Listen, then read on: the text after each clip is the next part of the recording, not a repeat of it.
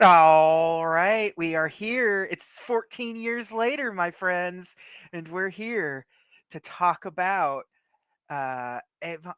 Rebuild Evangelion 3.33. I'm starting off this time because I have to just get it out of the way and say that this episode hinges on a very, very special trait that Zach has, and that is uh, a PowerPoint presentation. We have to kick off. He has assured me that this episode will be all for naught if we Yep. don't kick off with this PowerPoint presentation. And I am always excited when Zach informs me that he has a PowerPoint presentation. So, It is an yeah, astute skill that I have where I'm able to find information within something and then be able to do so much research that I'm just like, this is crazy. So, another one of those moments happened. Yeah. And we're about to, and I've been hyping it up a lot to to me, yeah. JJ. And Uh, I think it's interesting. It could just end up being not interesting, but I don't know. we'll But that's what the show is about. It's about two people sharing things that they love. there So we go. So, are you ready for me to add it to the stage? I'm ready. Let's go. So we just watched Evangelion 3.33. You cannot redo or you cannot proceed. Is that it? Ad- Uh, yeah. advance? Cannot advance. Yeah, boy, you cannot redo is You 3.0. cannot redo, yes. Yes. So I will get this out of the way. I was halfway through the movie, maybe even towards like before you hit the last 15 minutes of this movie. The last 15 minutes is fucking crazy, but like I was like, this movie is good, I like it, but I was like, it's missing something. Like, to me, I'm like we're retreading stuff, and like there's nothing really essentially new. Like, the characters are different, things are different, but it's not like a new thing because we just got done going through this series that had so many outside things happening that informed the piece. And Yeah. this one, I was like, it's missing that thing. Like, what is the new thing that Eno is doing? Because to me, it's like, clearly he's not going to make something that doesn't have some weird esoteric reference that he's found outside. And I think I found it. But it took me sitting through an hour and 20 minutes to be like, is my goat washed? Like, this is beautiful. Like, everything is awesome. It's more Eva. Like, everything's cool. But like, I understand the rules and I understand what this is. And even the twist at the end, I was like, it's a little different, but it's not different enough. I was like, there has to be another layer to this that I'm just not seeing. So I was like, and I just landed on that conclusion, and then we'll get to the story of how I found what I found. So here we go. Deconstruction. So in philosophy, deconstruction is a loosely defined set of approaches to understanding the relationship between text and meaning. This is a quote from Barbara Johnson. The deconstruction of a text does not proceed by random doubt or generalized skepticism, but by the careful teasing out of warring forces of signification within the text itself. So it's pretty easy to look at 3.33 and be like, he's clearly deconstructing the series and deconstructing what our perceived idea of it is, which is cool. Like, it's Yeah. awesome, but it's like, there has to be more here from the guy who did what we just saw. Then also on the other side is a more spiritual context of it, which I think is important. I don't think Eno is a religious person, but his references and the things he uses within the series are religious and spiritual in nature. So it's kind of hard to separate the two, especially when he's using it in the philosophical, thought provoking sort of spiritual Yeah, way. it's hard to remove religion from philosophy. Yes. Like that's like they're the same. They're the same. It's not two sides of the same coin. They are just the This same the same coin. thing. Yeah. Yeah. So the process of critically examining, questioning, and taking apart the religious beliefs, traditions, and values you were raised with. So that's a concept within Christianity, especially now, people deconstructing from the like mass media of what Christianity is now, which is not what Christianity actually is. It's this huge amalgam of pop culture, Jesus stuff that just isn't really the core of religion and the Bible and spirituality, whatever. So previously, Mhm. Previously, we covered a bunch of Gnostic, Judaistic, philosophical ideas that all interweave between one another, informing the greater canon of Evangelion. Everything within it came together to create a philosophical masterwork that truly shows the strength of human imagination, the power of humanity, and how important it is to persevere. We start the rebuilds with that already in mind. We know what's up with the rebuilds if we're aware of what the series is doing. We're privy to what it's showing us. We know all the inner machinations of it because we love the series and we've examined it as best as we can. The first two rebuilds I thought were really cool, but between 2.2 and 3, I was thinking there's something missing here. Like there's the characters and the ideas of the original show are being twisted, but still being applied in ways that are pretty standard, I think, for what the series, for like what Eva is. Yeah. Not something I would expect from Anno. Is my goat washed? Then I watched 3.33, and at the end, everything came full circle. Um, there's our boy. There he is. Within 3.33, there's a never ending cycle of don't hold on to the past. There is the music's different, the framing's different, characters are different, the color grading is different, and the things we know and use as our basis of understanding the series is just thrown out the window.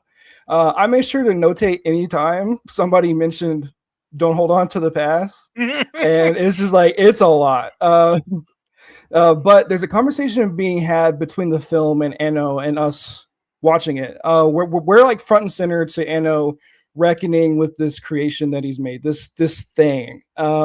He's completely deconstructing it from the ground up before our eyes, and we don't really know that the rug has been pulled out from under us until the last like 10 minutes, which is just like it's and the way he unfurls it at the end with it's just crazy. It's like it I had to rewatch it maybe twice. I was like, wait, what the fuck is this?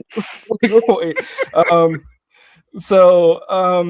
You see, so the ending is, it's confusing at first. Like all this new information is thrown at you, and it's happening during a very kinetic and amazingly framed like fight scene. Like, what do you mean there are four atoms? Like, and they're singularly referred to as atoms. Yeah. What do you mean that Unit 1 is an atom? I thought she was like a Lilith. Like Yeah. what? Like Yeah.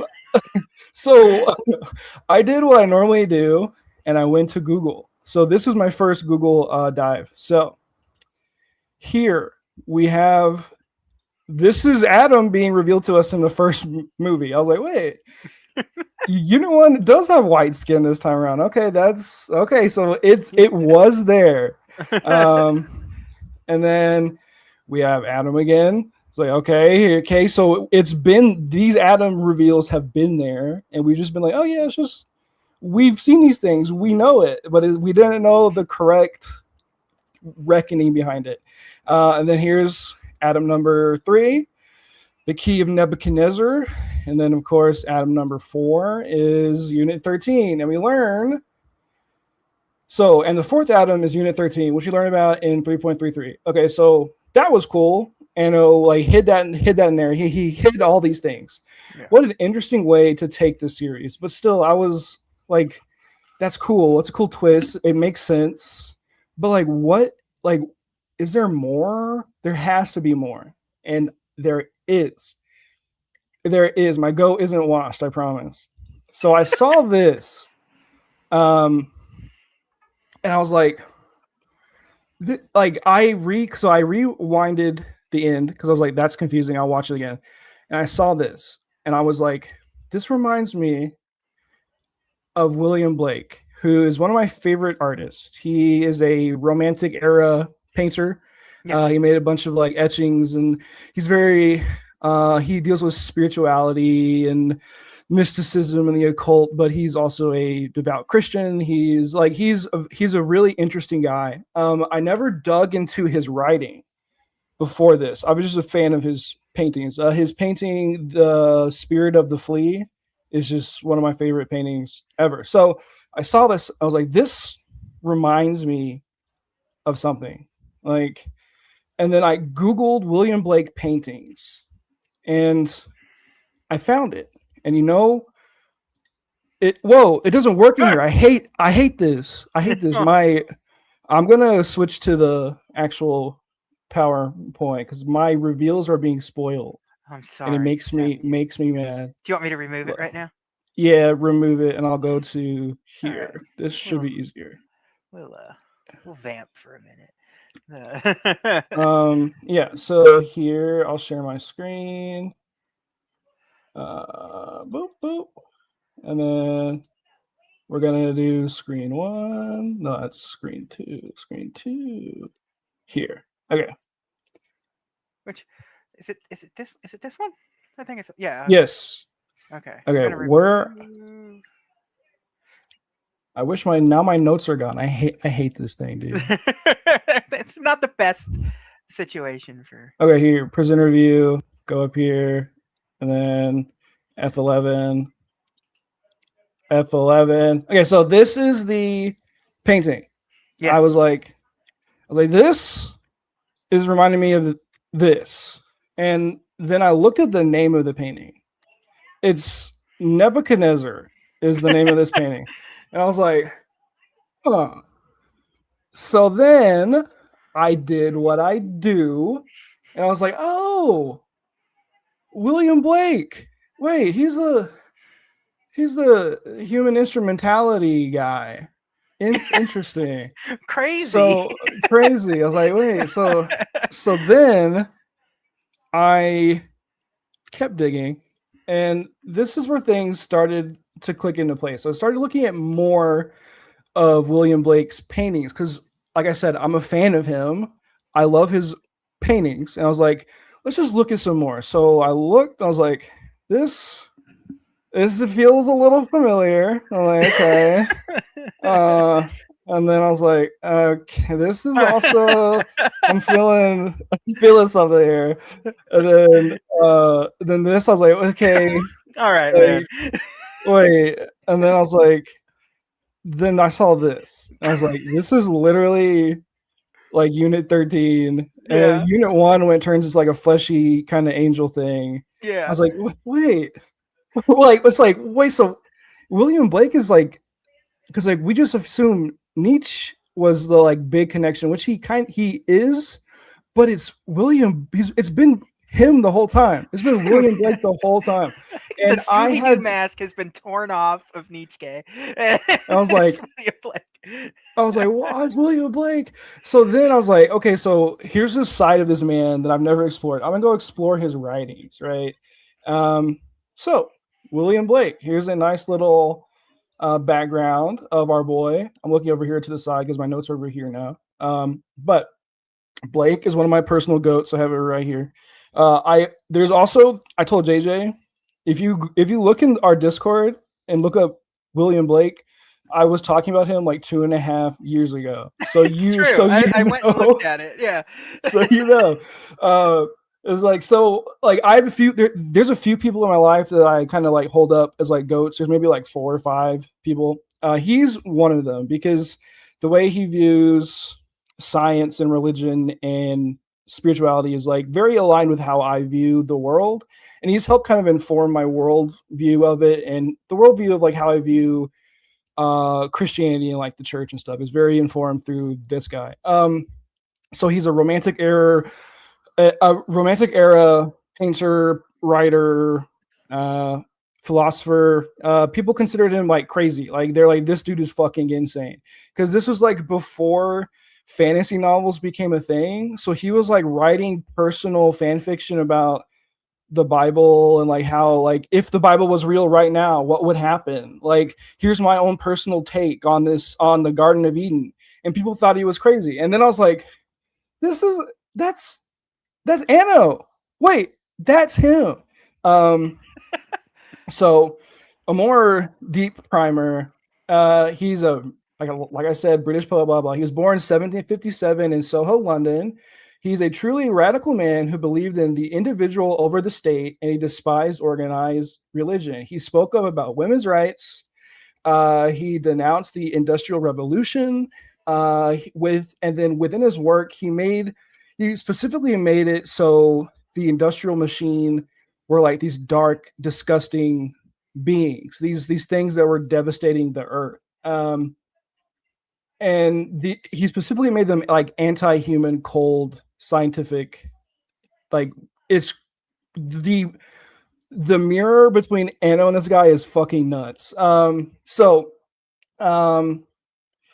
and yeah, so he was an abolitionist as well. So he didn't like slavery. So good for him. Back in 1757, and that time period, like he's crazy.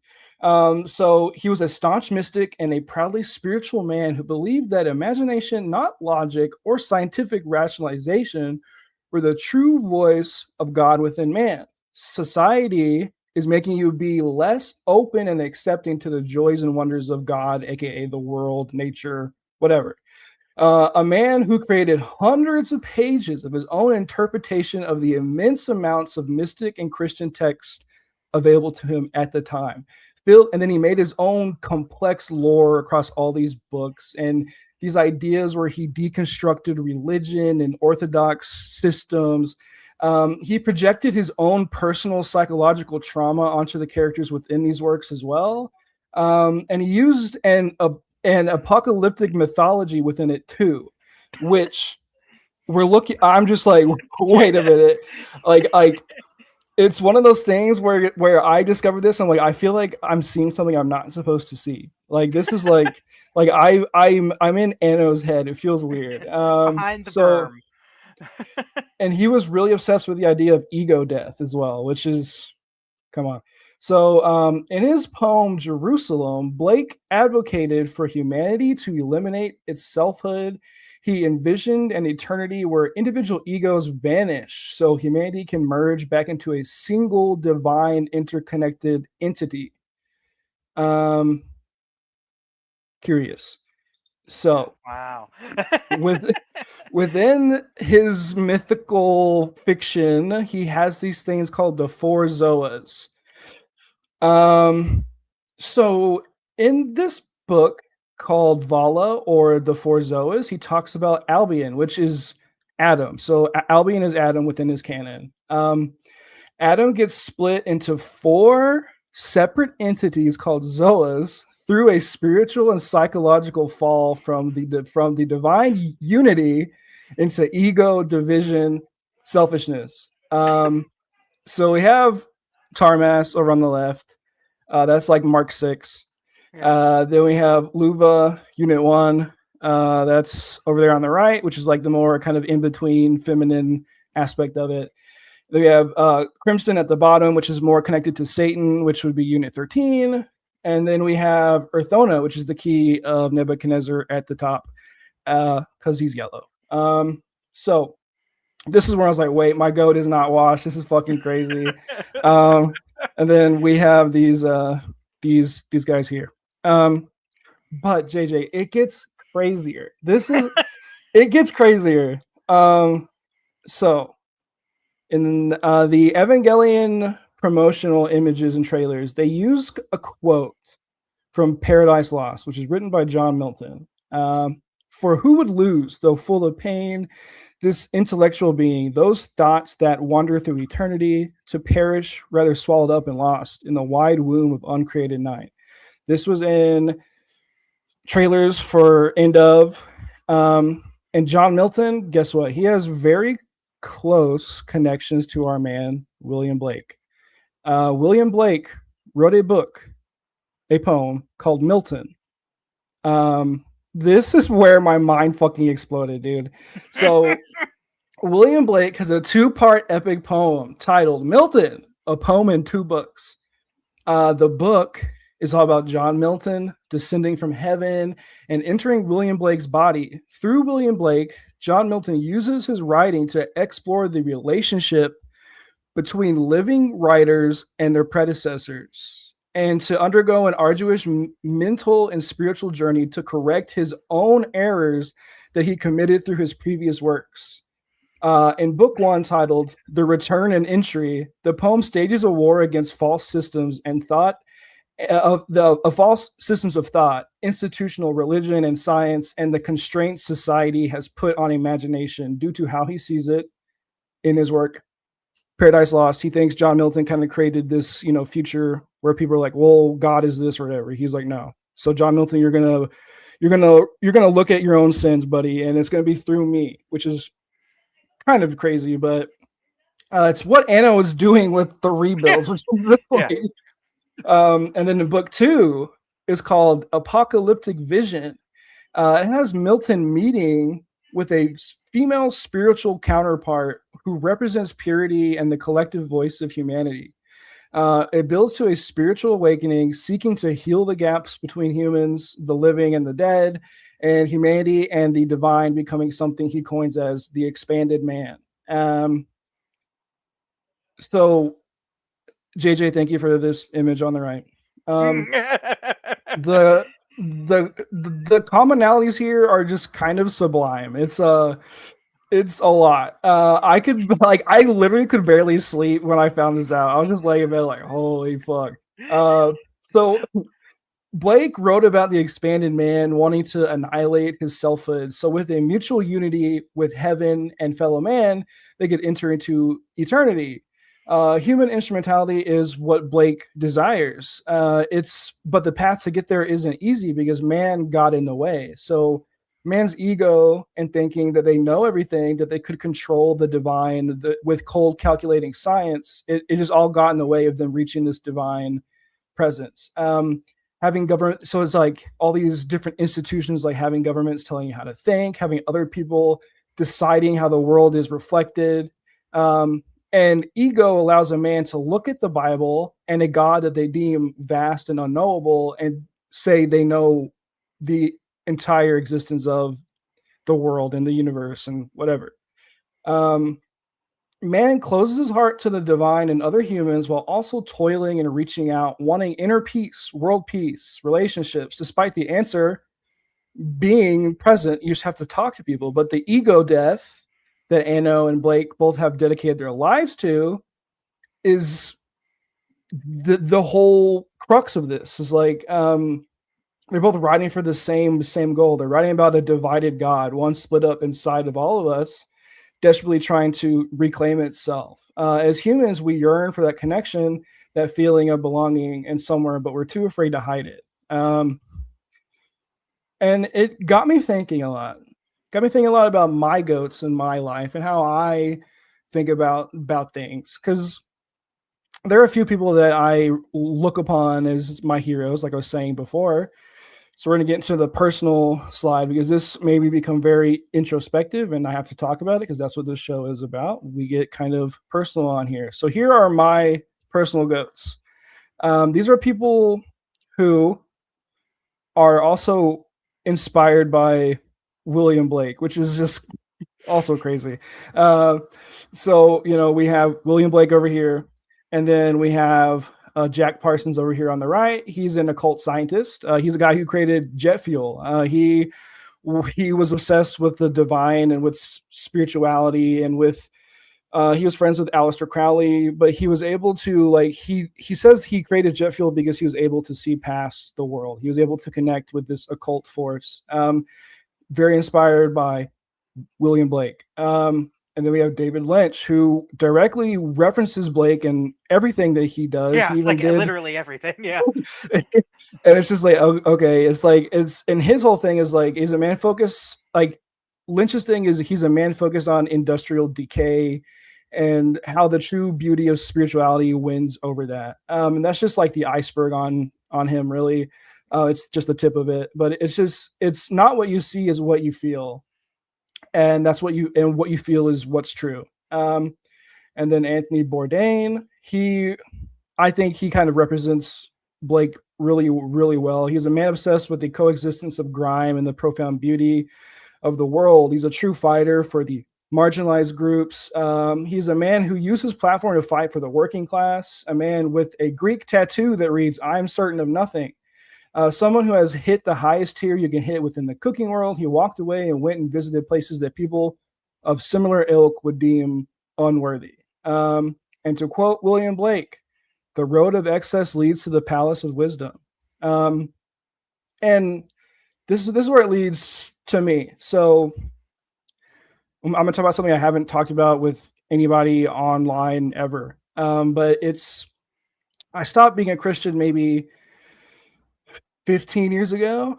And then my deepest depression, the one where I watched Evangelion for the first time, happened kind of after that, a year or so after that. It's not because I stopped being a Christian, but it's definitely a part of it of why I felt so isolated and alone, because you lose a support group of people in your life who were always there, but now that you're not going to church anymore, it's like I don't care about you now. And it just made me question everything about my life. And I've been down a pretty dark path for a good chunk of my life, and I was saved by Anno here, and saved by Lynch at some point, saved by Jack Parsons, saved by Anthony Bourdain, and also saved by Blake vicariously through all of these guys. And I was just a fan of his paintings.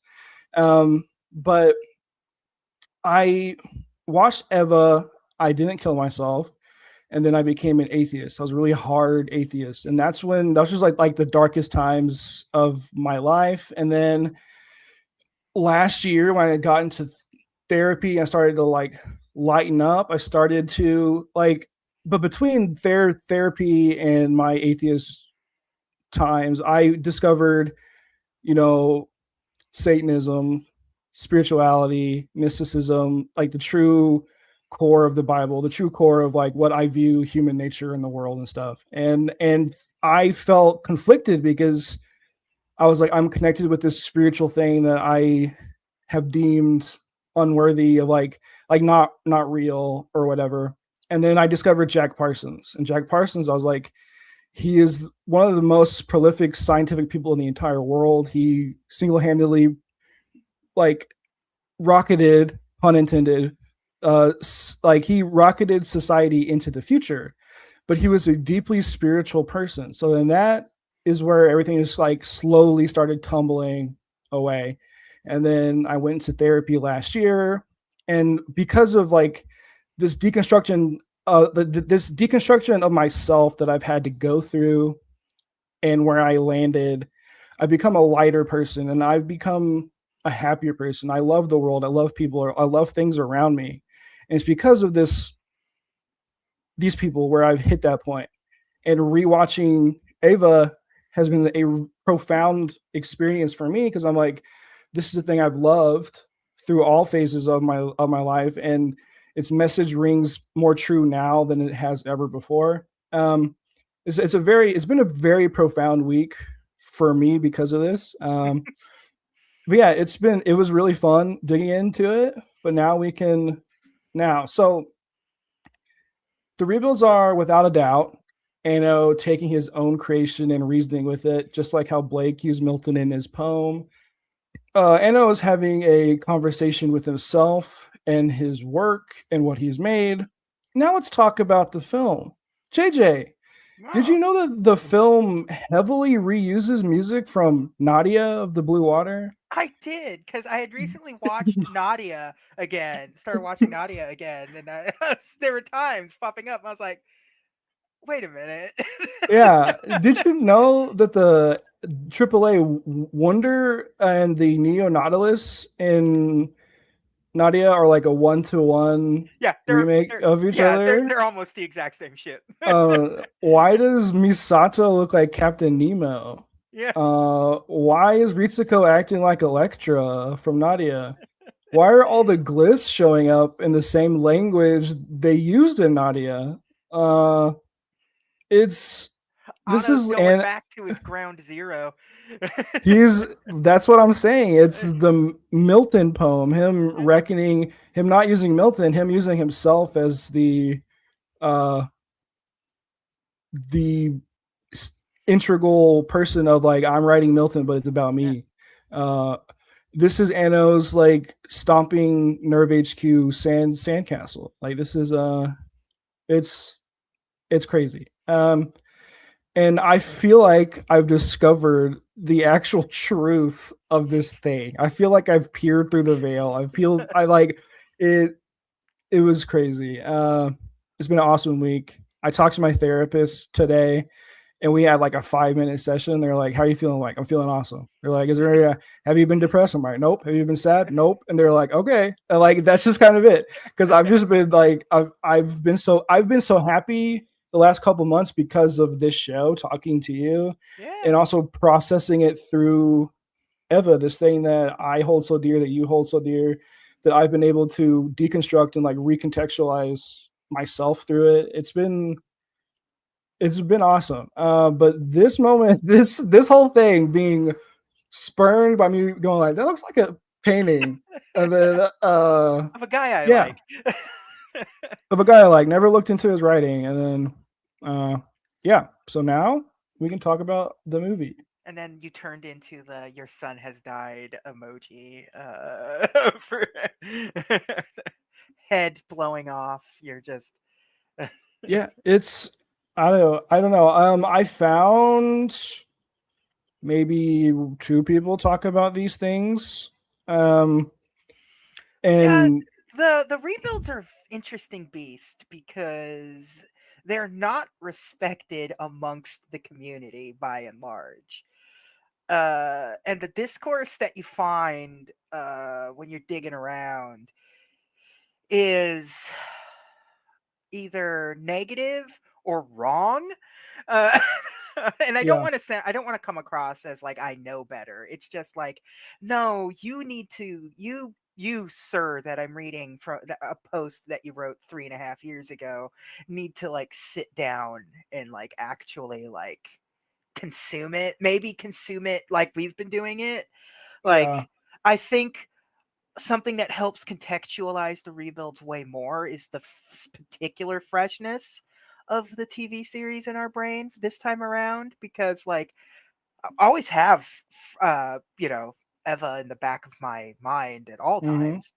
times. So like watching the rebuilds, like because you know the initial time I watched them, I didn't rewatch the show leading into it. I just watched the movies Yeah. because, again, at the time, as far as we were concerned, it was just a remake, so I didn't need to watch it. But you know, you know what they say about time, you know. um, so it's weird to try to dive into other people's discourse over the rebuilds online because Yeah. it's all over the place and doesn't make me feel good.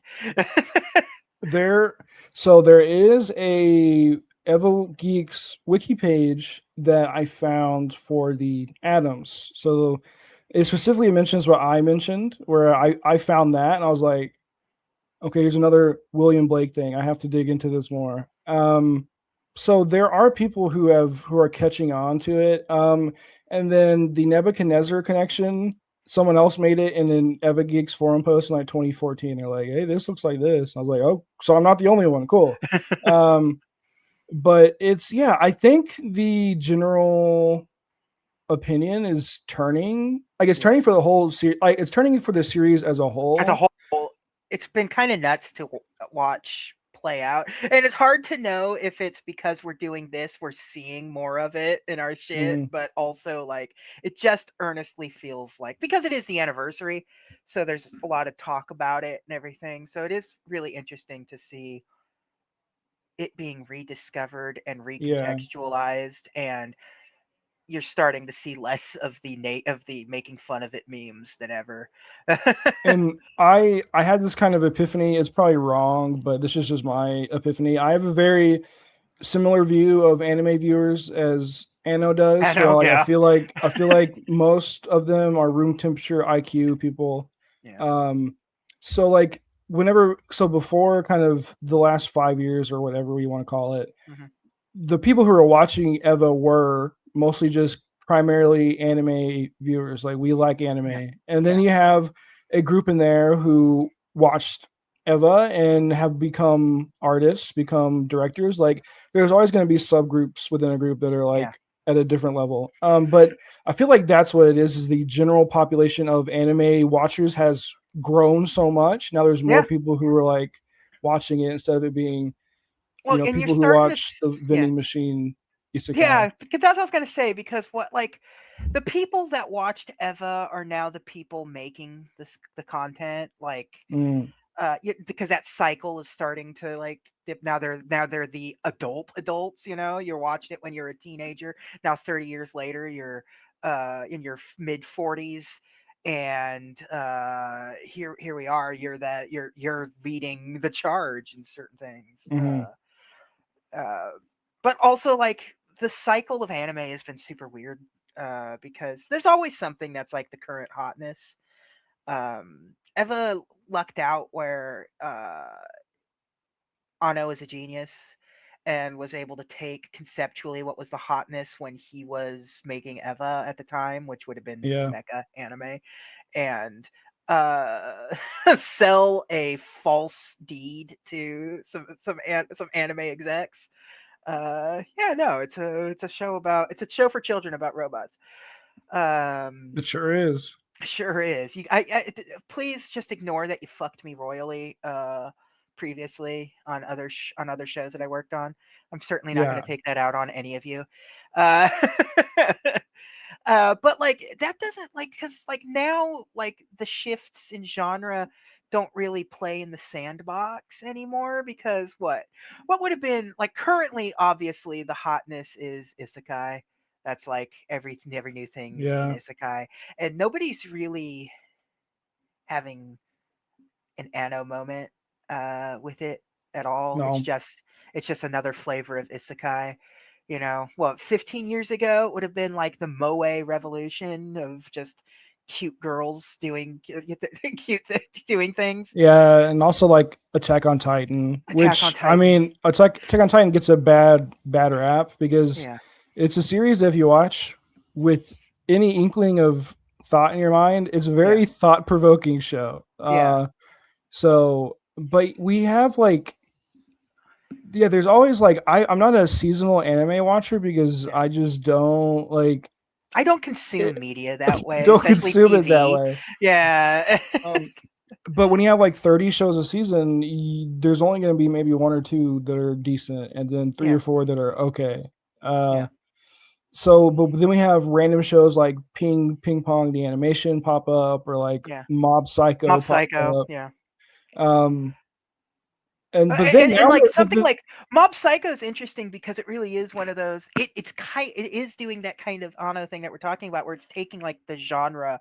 It's very much play. It's like taking the conceptually like the shonen action genre of like the Naruto, the Bleach, that mhm. stuff, and having a laugh, as they say, and Yeah, uh, then like you were saying before, we have people who grew up on Ano, or even like reading Hunter x Hunter, which is Hunter x like Hunter. Yeah. a very also very thought provoking and deep and very interesting show to or manga to dig into.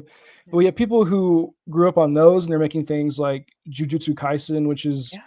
which is hype moments and aura incarnate, but it's Yeah. also like there's meat to it, or it's like Chainsaw Man, where it's like it's hype moments and aura, but there's something to dig into, and Yeah. like it's cool that things like that are popping up now Yeah. because those people are older. Yeah. Um, They're those finally people they're who, the meek shall inherit the earth kind of stuff. Like it's starting to like finally unfold. So mhm. yeah.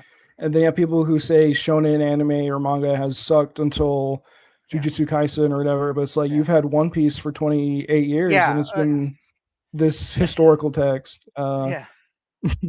But yeah, it's very interesting how the Overton window Yeah. has shifted, and Hmm. Hmm. there's more critically savvy people watching things now, which is Hmm. fun. It is fun in particular to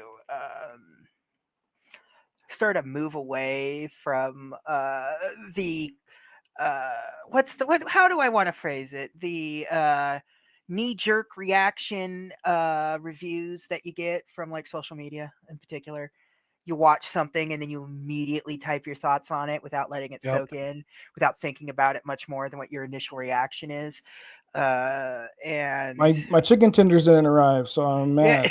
yeah, it's kind of it's kind of wild because you do see that, you do see people like, you know, actually sit down and think about it and consume it. And I Yeah, mean, there's like not everything is that or needs to be that, but there are, correct. but like you have to sort of at least think that something, like even if it's not, like sit there and try to just look at it for a minute. Maybe it is at the end of the day just uh you know action power fantasy, just the Odyssey without much of, without the without the meaning behind it most of the time. Just the Oh, heroes, just a generic hero's journey. May just be yeah, that at the end of the day.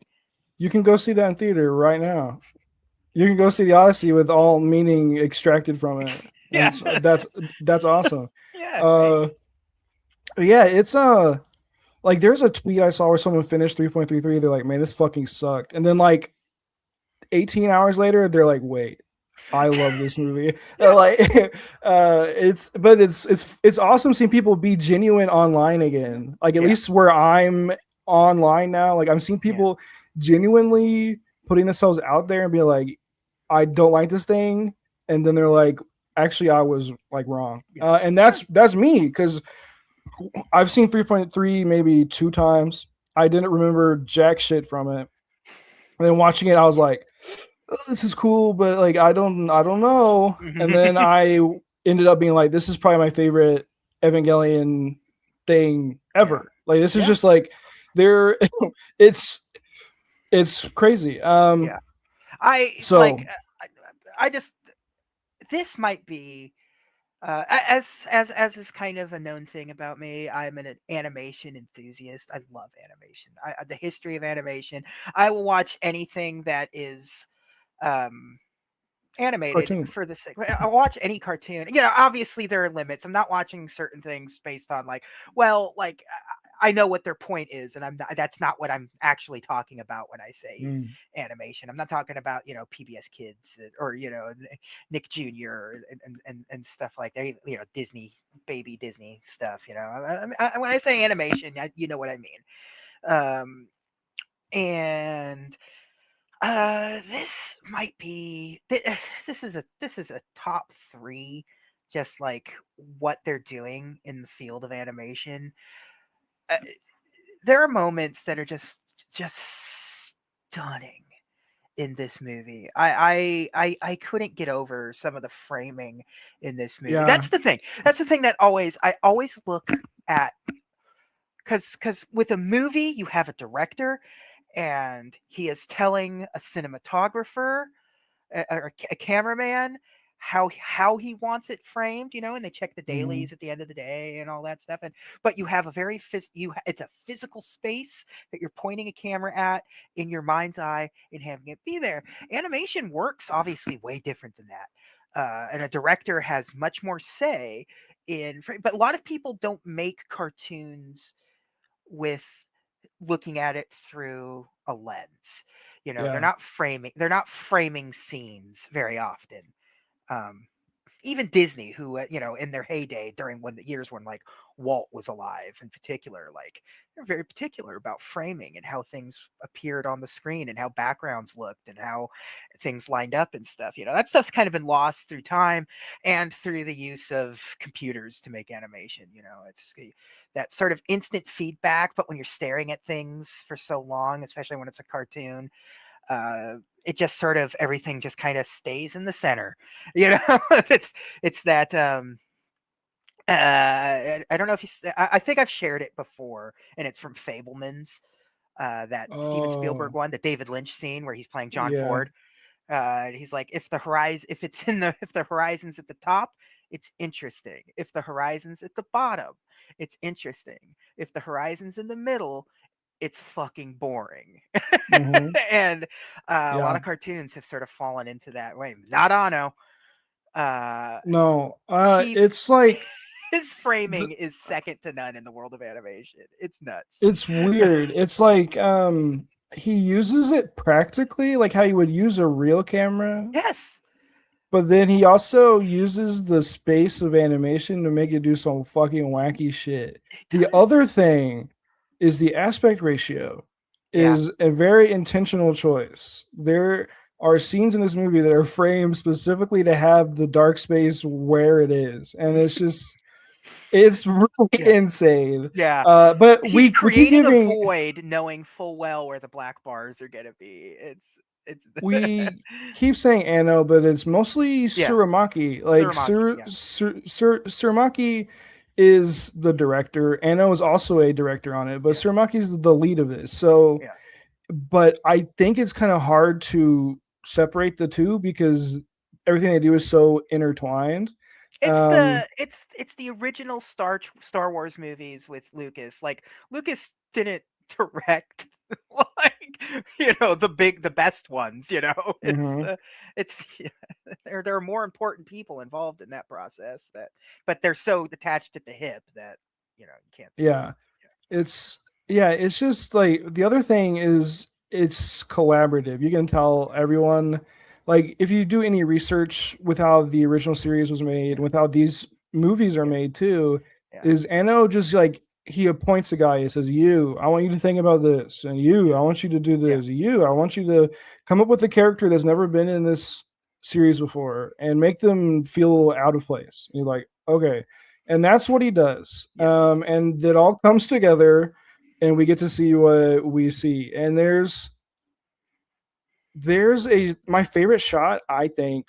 I mean, there's a one with Fuyutsuki and Shinji talking, and yeah it's the dark background where they're playing shogi, and then like the yeah lights turn on like a stage. You get revealed of like the cross, and they get revealed of the ray heads. That's awesome. yeah But I think my favorite shot is when the Wonder is flying away and you see like little strings attached to it. yeah It's just like I love how that looks. yeah I love that shot. It is a very thought. It's like thought provoking, but not like this is deep. It's like thought yeah provoking in a like, oh, this is I've never seen this before. It's flying because it has strings. What's it attached to? yeah Is it attached to something? yeah Like it reminds me of what's his face, Dollman in Death Stranding 2. I was yeah like, this is a interesting thing. But yeah, I was watching, dude, like this movie is sometimes really confusing. It's a yeah very is there's so much shit going there's on. there's a lot of people talking all the time and introducing brand new Eva lore. Uh, I like did a lot of rewinding, a lot of pausing, a lot of like they're using German words now. That's out of yeah, nowhere. Like it's so funny because it's like because again this is we're in a whole new canon of Eva with this one in particular. Like 2.22 ends with sort of the status quo being completely obliterated, uh, and like we're all in new territory here. Even though, as you said, we're kind of just even though we're in new territory, the beats are still being hit, and they're the same they're the same note, just a different octave. Uh, yes, that's why I was very confused. I was like, this yeah, cannot be this movie. yeah. And then I was like, oh, Yeah, I um, mean, he is. I mean, he's going out there with his "you cannot redo." Uh, and he's he's using stuff meaning. from Nadia because like the Yeah, moment the new Angel Attack theme comes in, you're like, this sounds different. There's something wrong here. it's Obviously, this. it's a re-recording, and then Yeah, you do research, and you're like, yeah, they're using Nadia music the yeah. whole time. Time. And also, I think I told you in our Discord that like the music just never stops in this. It's constantly playing in the background, even if it's very quiet. There's always music, and that is not particularly common in film. Mm-mm. It's a very interesting thing to do, but like Ano loves to play with music, and the whole team loves the idea of music setting the tone, and they really doubled down on it with this bad boy. So I want to read you my notes for the first kind of 10 minutes of this movie. It's Okay, they're I they're can't wait. they're they're awesome. Asuka getting blasted from space back to Earth. Mari singing yan yan yan yan yan. Shinji is floating in a 3D cross going around the Earth. That whole set piece might be, I don't know, might be the best set piece of the whole I, series. it's It's Eva in space is crazy. Like aesthetically, it's kind of nuts. We're going into like early because like it's leaning heavy into like the cool 60s and 70s sci-fi. Like we're the really Gene Wolfe side yeah, we're really going sci-fi. into like Solaris style Mm. shit going on here. It's cool. It's And cool. they also just not saying what they're doing. They're just Yeah. doing a thing, and you're just like, what the fuck is happening? Yeah. It takes And quite a while to realize that they're trying to this save get Shinji. Shinji, Yeah. because I think Asuka's like, Shinji, like, help me please, like, Yeah. Yeah. and then so then my next note is the new Angel Tech song is so cool, and then Yeah. I go, wait, this is all new music, and then I go, there's a weird ship, everyone is acting different, they want to get off the planet. Misato says all the more reason to shake things up and break away from the past. um I was like, I didn't expect her to say that Just directly. turn to the camera and say that. I was like, uh, and then there's the Hernstam Tower mentioned in the background. I'm just like, what is that? I like, uh, and then the ship is named Wonder. And then I say, I guess it's an old angel or something because I don't remember that it's Unit One in there. Uh, yeah, it's literally just that's how I make notes. It's just whatever Yeah. I'm thinking when it happens. I'm gonna write it down. The the structure of the movie is there is no structure. It's very freeform. It's very It's jazz. crazy. I mean, it's very fitting Yeah. for the musicality of it. Yeah. And the piano scene is the centerpiece of the whole thing. It's the middle point. Yeah. It's sort of the And series redoing the Shinji Asuka having to fight like you mean it, like the duo kind of thing. It's Yep. like this go around's version of that.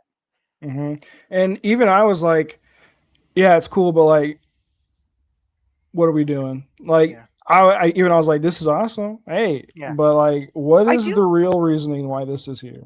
I do like the way that especially the first half of the movie, it's very much framed as you experiencing it alongside Shinji, Yes. because um, even like Shinji is absolutely baffled as to what's going on. Nothing makes sense because everyone's changed and nobody is willing to say it. Like a lot of problems could be solved if somebody just sat him down and said, "All right, dude, here's what's happened and here's what's Yeah. happening. Here's why we don't need you as a pilot. Here's the deal. But like everyone's just so focused on uh the hatred they have right now for everything Yeah. that And Shinji so just like wants yeah, Shinji Shinji just just wants wants to, it all back to the same. That yeah, Shinji just he wants wants it all back to the same. He wants yeah, to talk to Ray. He's like, I saved Ray. I need to talk to Ray. yeah. Yeah, Which is, they really play with the idea of the Ray series, uh, in much more. It's much more interesting in this set of in here than it was in the series. Like the mhm, series is a cool twist, uh, and like and a good like plot device as to what like for a lot of things in it. But like this one, they're really like creating a Ray that is a blank slate that doesn't even have the memories of Shinji in any way or whatever, especially a broken Shinji who's lost, scared, confused. I just tried to save her as far as he's concerned. 10 It minutes was ago. yeah, it was Like, yesterday. yeah, but like, did I fail? Because he doesn't know. Because here's Ray, but it's not. And she saves him. Yeah, Uh, and everyone's like, "Listen, Nerve, don't go with him, Shinji." He's like, I gotta talk to Ray." I gotta talk to Ray. Uh, My dad's there. I think we're starting to figure our relationship out. yeah, he's like, "I need to go see my dad, but also I need to talk to Ray." And then he's And all you guys being want to do is yell at me and not explain anything to me, and I just want to go to where I feel comfortable. And Ray's being and nice. So and Asuka's being really mean again. She's like, yeah, "You fucked up, dude. Like, I don't know why you did that to me. Did that to yeah, everybody else. What are you doing?" yeah. What the fuck, Uh, man? Also, we're putting this death choker on you. Also putting his death sugar on you that has Nadia Nadia symbols glyphs on all it. over it. Yeah, um, and yeah, I really love the way that we get like the third impact recontextualized, where it's like, yeah, like it did happen, yeah, but but people are still alive. yeah, Like we meet Toji's sister, she's grown up. So like, okay, there's people who have survived. yeah, There are normal people on this ship who are a part of some society that we haven't seen. yeah, It's very well set up for what happens in the fourth movie. Because yeah. I I noticed rem- that. Yeah, I remember watching the fourth movie and being like, this isn't like okay, it exists, cool, but I just never really thought about how, yeah, and I just thought it just was there because yeah, that can happen. But yeah, now actually watching them or about to watch them back to back, I'm like, wait, they're yeah. setting up everything in the fourth movie that happens 9 years later. Yeah. Uh, Oh, and it's because, like, yeah, thinking about it when you first see it, you really think of it as like this Last of Us style thing. Like, yeah, I guess there's probably roaming camps of humans just kind of peppered all around the landscape, and you just interact with them once in a while, I guess. But no, that yeah. doesn't really seem to be the, yeah. Um, what's so yeah, so Oh, then Shinji Shinji gets gets Toji's old Toji's shirt. shirt, Yeah, which is crazy.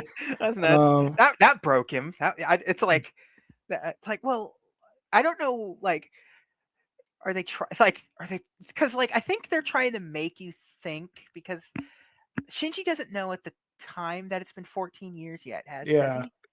I don't think so. I don't think he So learns, because Asuka tells him,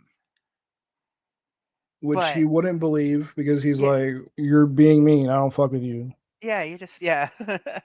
uh and I can't wait to talk about the next one, because there's revelations in the fourth one that makes a lot of stuff that Asuka says make not a lot of sense in a weird way, but like it'll be interesting to talk about. Um, but like I think they're trying to make you think Toji's dead, like, or at least Yeah, Shinji think Toji's yeah, dead. But it's been 14 years. Toji's just a grown ass man yeah. now. He's a grown ass man. There's also a lot of moments in the film where I keep bringing this up, how Anno writes, where he writes things for the characters. He doesn't write things for us. Yeah, So there's things that are just for them, and that it doesn't really matter for us to see it. We yeah, just have to see the emotion of the character to yeah, understand something. yeah, There's a lot of that happening here, where it's just like, okay, we're giving him Toji's shirt.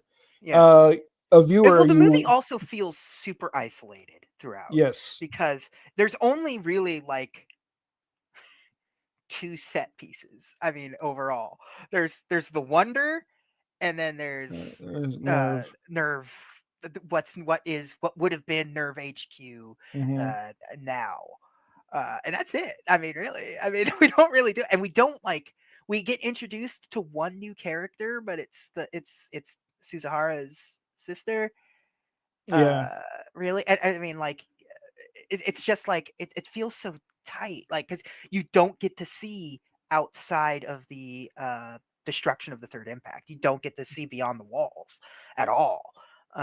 So like, because the last movie there's like a whole breakdown, like going through Tokyo before all this stuff happens and stuff. So it's It's the second movie made you want to appreciate life and like, hey, life yeah, is awesome. And yeah, this one's like, sometimes life sucks. Like, And the moment where my ears kind of perked up though was in that Futsuki scene when they're talking about Yui, yeah, and I was like, they're not mentioning the thing they should be mentioning. yeah, Which then to me it was like, okay, he's doing the thing where he assumes that we know this because we watched the series. Cool. yeah, I didn't know he was setting up for his epic plot twist at the end of the movie, which is just another kind of genius. I just yeah, love the way I love the four Adams reveal.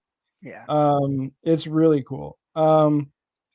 And so another scene I wanted to touch on. So Shinji, he is like, I want to connect with Ray. I want to talk to her. She won't talk to me like she used to. How do I do this? I'm going to connect with her. I'm going to bring her books. I'm going to go find the library. I'm going to bring her books to her little hobo hut that's yeah, next to all these pentagrams in the middle of Nerve. uh, and he just keeps stacking up these books. And then he eventually corners her. He's like, "Hey, you don't like, do you remember when I saved you?" And she's just like, "No." no, And yeah, and then there's that scene where he's like walking through kind of like the scaffolding, and it's like GoPro 3D, and it's yeah. also like 3D and 2D. It's like I love that. I love Yeah, that it's section. that the drunken shambling of Shinji at this when he has his breakdown because it's like she has no interest in these books that I've been bringing for who knows how long, and she doesn't know who I am. It won't Mm, do anything without being ordered to do it, and it just like uh, Shinji he just yeah breaks down completely at that. That's crazy. That scene was beautiful. The way that was animated was nuts. yeah, and there's a lot of like reinforcement also of the weight of like choice, though, about the weight of being the savior, right? Yeah, They're very much centering Shinji as the Jesus figure, because before it was mostly Kawaru who was like this like Jesus kind of yeah, figure, but now it's like, Shinji, you are the savior, and like um all of humanity, like you kind yeah. of betrayed them, right? Like you're Yeah. um It's like, yeah, the whole movie because like a lot of the time Shinji like especially with like the original series and stuff, like Shinji being the one to make the call is never like explicitly said. It's all mhm, kind it's there's a lot of contextual to that plot device of the how the third impact plays out in the original series. yeah, Until you get to the end and it becomes kind of explicit, especially in 26, both TV and end of. end of, yeah. Yeah, where it's like now it's actually explicit. Like you're on stage, buddy. Make call out the direction. Make your Uh, case. yeah, make your case. This one, especially here, is just constantly like with the end of two and then just like the entirety of this, it is like everyone's just kind of explicitly like, yo, dog, Shinji. Everyone's just trying to like wrangle him for their means as a, he is. It is well established that this is his role in life.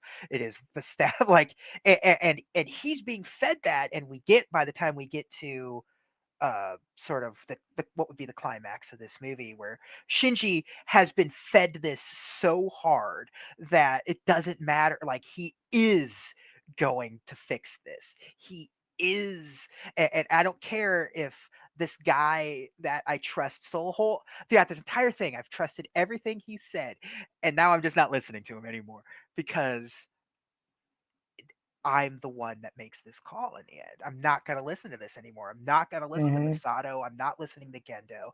I am Jesus in this story, and I am going to fix this because I'm fucking Shinji Ikari. Everyone knows who I am, and everyone knows that this is what I'm supposed to do, and that we know where that leads at the end of this too. So, like his ego, instead of being zero, is 1,000. 1,000, yes.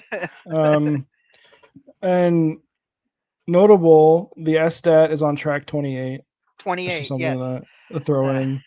throwing the old pot over here. Yeah. It's still being It's referenced and brought yeah, up. it's moving forward. We have gone past 27 and we're at 28 now, and it's a little um, janky. it's a little janky, and so I think so. We can get to the end, I guess. So Yeah. this I was so confused during these last 20 minutes because it happens so fast. There's just so much shit, and it's also in Japanese. And you also have to read, and there's so much going on. But so Kwaru was like, "Yo, listen, I'm the first angel, but I'm also the 13th angel. Yeah, it's like Gotcha. he's been cast down to the 13th angel. Like he's been Yes, demoted at this point. because he loved the human. He loved Yeah, Shinji. he did. He and Gendo also kills Sele. He's like, listen, don't need you anymore. The effect Unplugging you. of turning them off is a beautiful animation. Like cuz it has that ghost of like turning off a CRT on Mm-hmm. each and every one of them where you see their brain and nervous system like within the screen. It's It's really cool. nuts. It's a nuts visual. I love it. And the Sele number one get monologuing like, dog, I don't know what you're talking about. This is exactly what we wanted. Yeah, it's like, listen, I'm all for it. But yeah, Gendo's the king of the Lilin, Yeah. uh, which okay. Yeah. That Uh, doesn't really, you don't really know what that means until again, that's set up for a movie that doesn't come out for another 9 years. uh, And then, yeah, there's a quote I wrote down here during the Sele scene. Our plans have been fully realized. This is perfect. We hope for human instrumentality to be realized. And then then they're gone. Yeah, at Which this point, it seems like Sele's entire goal is to just have instrumentality. Like we don't care how it happens, just as long as it happens. Like it's got to, it can't be any worse than how anything is right now. and then we get Unit 13, as it says in my notes. Unit 13 tweaking to Beethoven. Yeah, He starts. uh, such a I love beautiful use. anytime they use classic. Anytime they use It's classical music, it gets me. this is such a and it's such a perfect usage of the symphony here, man. It's so good. Beautiful. It's Yeah, anytime, I don't know, whenever Eno discovered classical music as free use, he just kind of went crazy. yeah, Uh and then the pseudo DMS phase gets thrown out there, which is just another yeah. like Now wait a question. minute. Yeah. Uh and then it's the fourth impact. It's like, Yeah, we're teacher. rewriting. Like, yeah, we're rewriting it as it goes now. And Uh, then unit 1, uh like its vessel breaks out, and then they're like, the Adams vessel was the Wonder's original master. And then yeah, I'm sitting there like, you're having to do math. You're like, okay, so fucking wait, Unit 1 is fucking this thing. yeah, Okay, so Unit 1 is the original Adams vessel. Okay. yeah, Um, and then Unit 6 starts organically trying to take over the ship, and it's all fucking crazy. And then it's Kwaru and Shinji are in there tweaking out. Or like, yeah. um, I love the so the entire movie is just uh whatever Vile. That's Vile. Masato et Yeah. al. Is Vile. Wille. Uh, Schopenhauer, the yes, power of the will. yes, exactly. Uh, telling Shinji like, dog, not only are you not gonna fly get in the fucking robot, we're gonna put a collar on you that's gonna blow your head clean off. If you get into the robot and start freaking out like you did last time and bringing about another impact. So, uh, And she's had multiple times to do that, and she can't bring herself to do it. yeah, Uh, yeah, it like they do the linger thing where she's like she's got to push the button and then just wait until he's out of frame for you to push the button. Yeah. And then Uh, in this section though is where she breaks and she calls him Shinji Kun. She's like, Shinji yeah, Kun. She breaks. She's yeah, like, I can't be mean anymore. I miss my baby boy. I have to yeah. call out to him, please, Shinji. I gotta say, I'm gonna break uh, the flow here for a That's second fine. because I did I did something that would drive you nuts. I did watch it in English with the subtitles because I wanted to see the difference. I wanted to see what the biggest changes are. Obviously, my brain focused on the subtitles more than the dialogue because the dialogue, I don't know, on my TV it's very quiet. It was driving me nuts. But they did something that in the English dub that I was like, well, that's kind of annoying until you get to a point. Shinji and Kairu are calling each other Shinji and Kairu throughout the entire thing in English. In the dub, obviously, it's a car. They're giving them their honorifics. It's Mm-hmm. Nagasi. What is Kairu's Nagisa. Nagisa and stuff. So it's like referring to each other throughout until they about to get into the robot. They have their heart to heart makeout sesh almost. Where it's like, oh, you can call me Shinji, you can call me Kairu, and you can call me Shinji. Like, it destroys that scene because they've been calling each other that the entire time, and it's just like it made me so. I don't know. I was like, God, they really just biffed it on this, man. Yeah, But that's why. overall, the script is mostly the dub and the script are mostly the same. I think there is one dub line that I liked the delivery of more than the sub, and it's when they're going down and they're seeing all of the bodies when they're going down in Unit 13. Uh, and in the sub, it's like I forget, like those who couldn't, like those who didn't make it to infinity or whatever. But the way he Mm-hmm.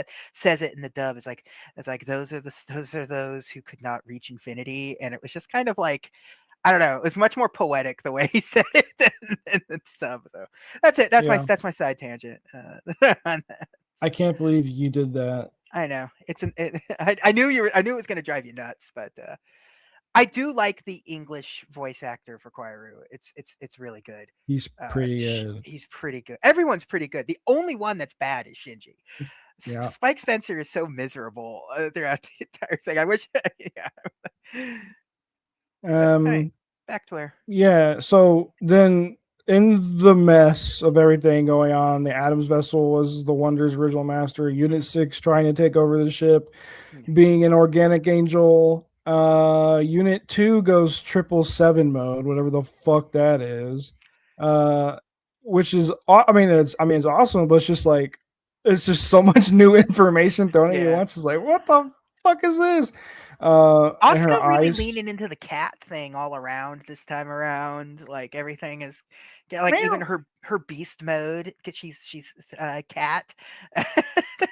Even her little hat that she wears, little cat ears. Yeah, Uh, she's turning into and Vriska. then and then Misato, this is where she breaks and calls him Yeah, Shinji-kun. And then Kokaru's like, it's in time we rewrite who we are. yeah, And then later on he goes, the ties that bind you will show you the way.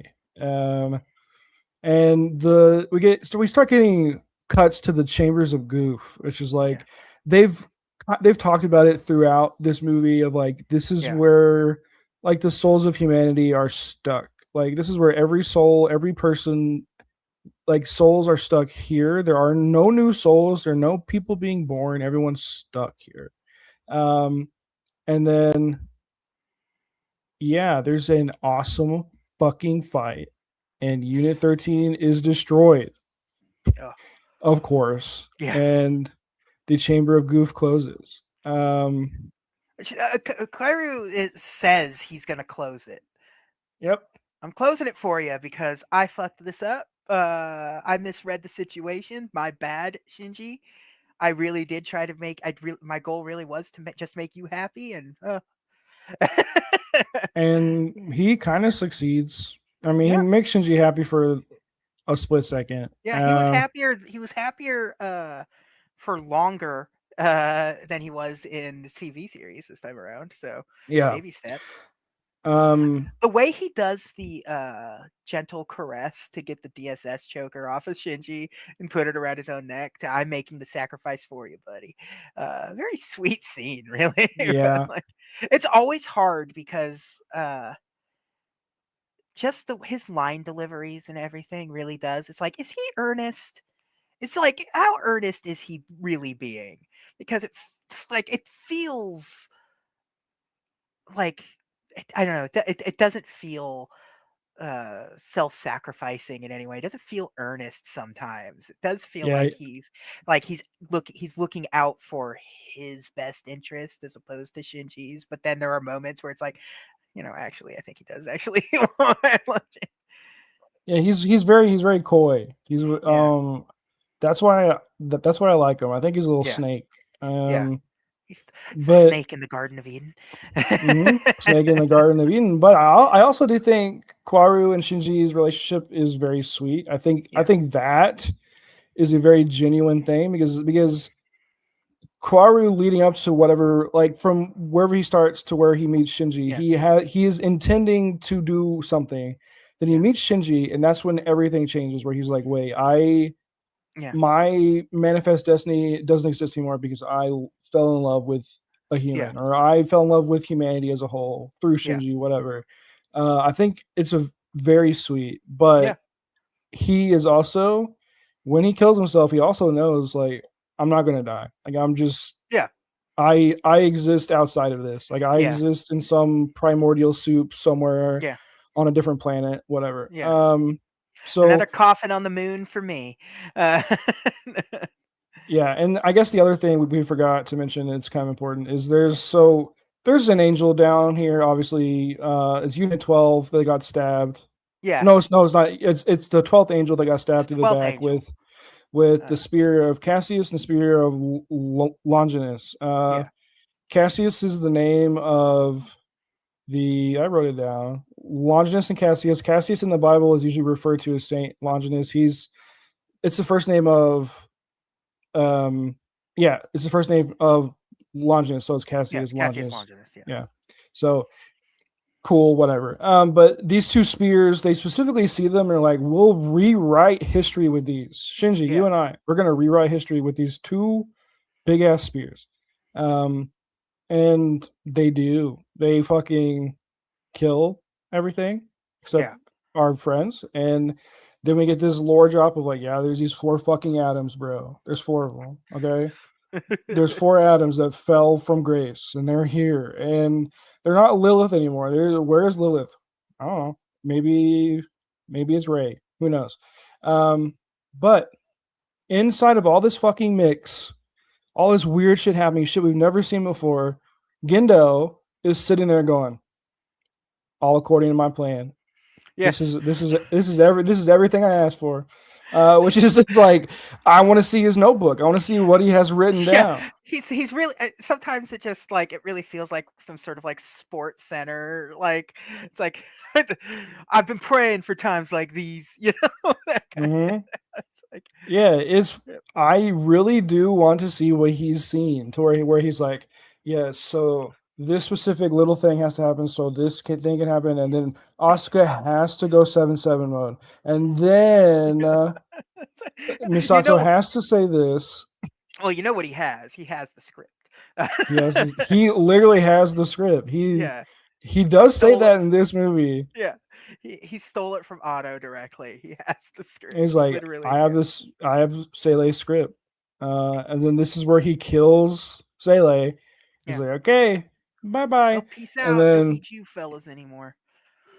which using that thought process, that line of thought, and knowing the next movie, Yeah, very intriguing. yeah, Uh, it's very interesting to think about that because yeah, that's kind of what the fourth movie is. It's yeah, the characters fighting the guy. yeah. But yeah, then Asuka, I just want to mention Asuka throughout this whole thing. She's just so fucking cool. I love her. I love her. I love her. I love her. Um, I but the thing that stands out most to me besides her just she's being herself, but she's being a more mature version of Yeah, herself. I feel like she feels very real yeah, in this. She feels like a real person who's been through some yeah, things and who yeah, is dealing with stuff, but she is just like I am mature, but I'm still a hothead, but I'm not vindictive. She's not yeah, vindictive anymore. yeah, And the moment at the end where everything is like done and there's Asuka and she pulls Shinji out yeah, and she's like we have to get somewhere. Like, and yeah, she is pulling Shinji yeah, where they need to go. That is such it's like it's a huge character moment. yeah. Well, even Because throughout, she's an asshole to Shinji because she's mad and rightfully so. She should be mad. mhm, But she can't deny that she like does like the guy. Like I was like, this is like an important person to me. Like, but like mhm, I don't want him dead. I just want him to fucking chill the fuck out for a minute. yeah. And it's also like she has deep trauma tied to people leaving her. Yeah, So Shinji's gone for 14 years. He didn't choose. I mean, he kind yeah, of did choose. The choice that he made is debatable if it's good or bad, like yeah, saving Ray, right? But yeah, like he made a choice and he disappeared, and she's mad at him for leaving her, yeah, and she's dealing with that trauma. She's dealt with that for 14 years. yeah, Well, everyone else is still kicking, and despite her hatred or her disdain towards Shinji, she still leaned on him, and they bounced off each other. And there's been so much shit happening in the last 14 years where it's like, yeah, I could have used you. Like I needed you here. yeah, But her, then we can also think about the end of movie where Shinji yeah, tries to fucking kill her and he jerks yeah, off to her and all these yeah, things. But she doesn't give a fuck. She's like, listen, we have to. I have to help you. You are my little boy. We have to fucking go. yeah. Um, It's very weird because she says they have to go where the Lilin are, which is a very weird thing to say. Like you don't tend to hear like the other characters refer to Lilin. Like that is specifically like a Gendo, Sele kind of Quaru, yeah, it's Kai like the Quaru kind of Lilin. thing. Yeah, But like it's been sprinkled throughout where other yeah, characters have been saying it. So it's yeah, like that's just one of those things where it's like, okay, it's just something new. But then yeah, whenever she says it, it's like, yeah. It's like um,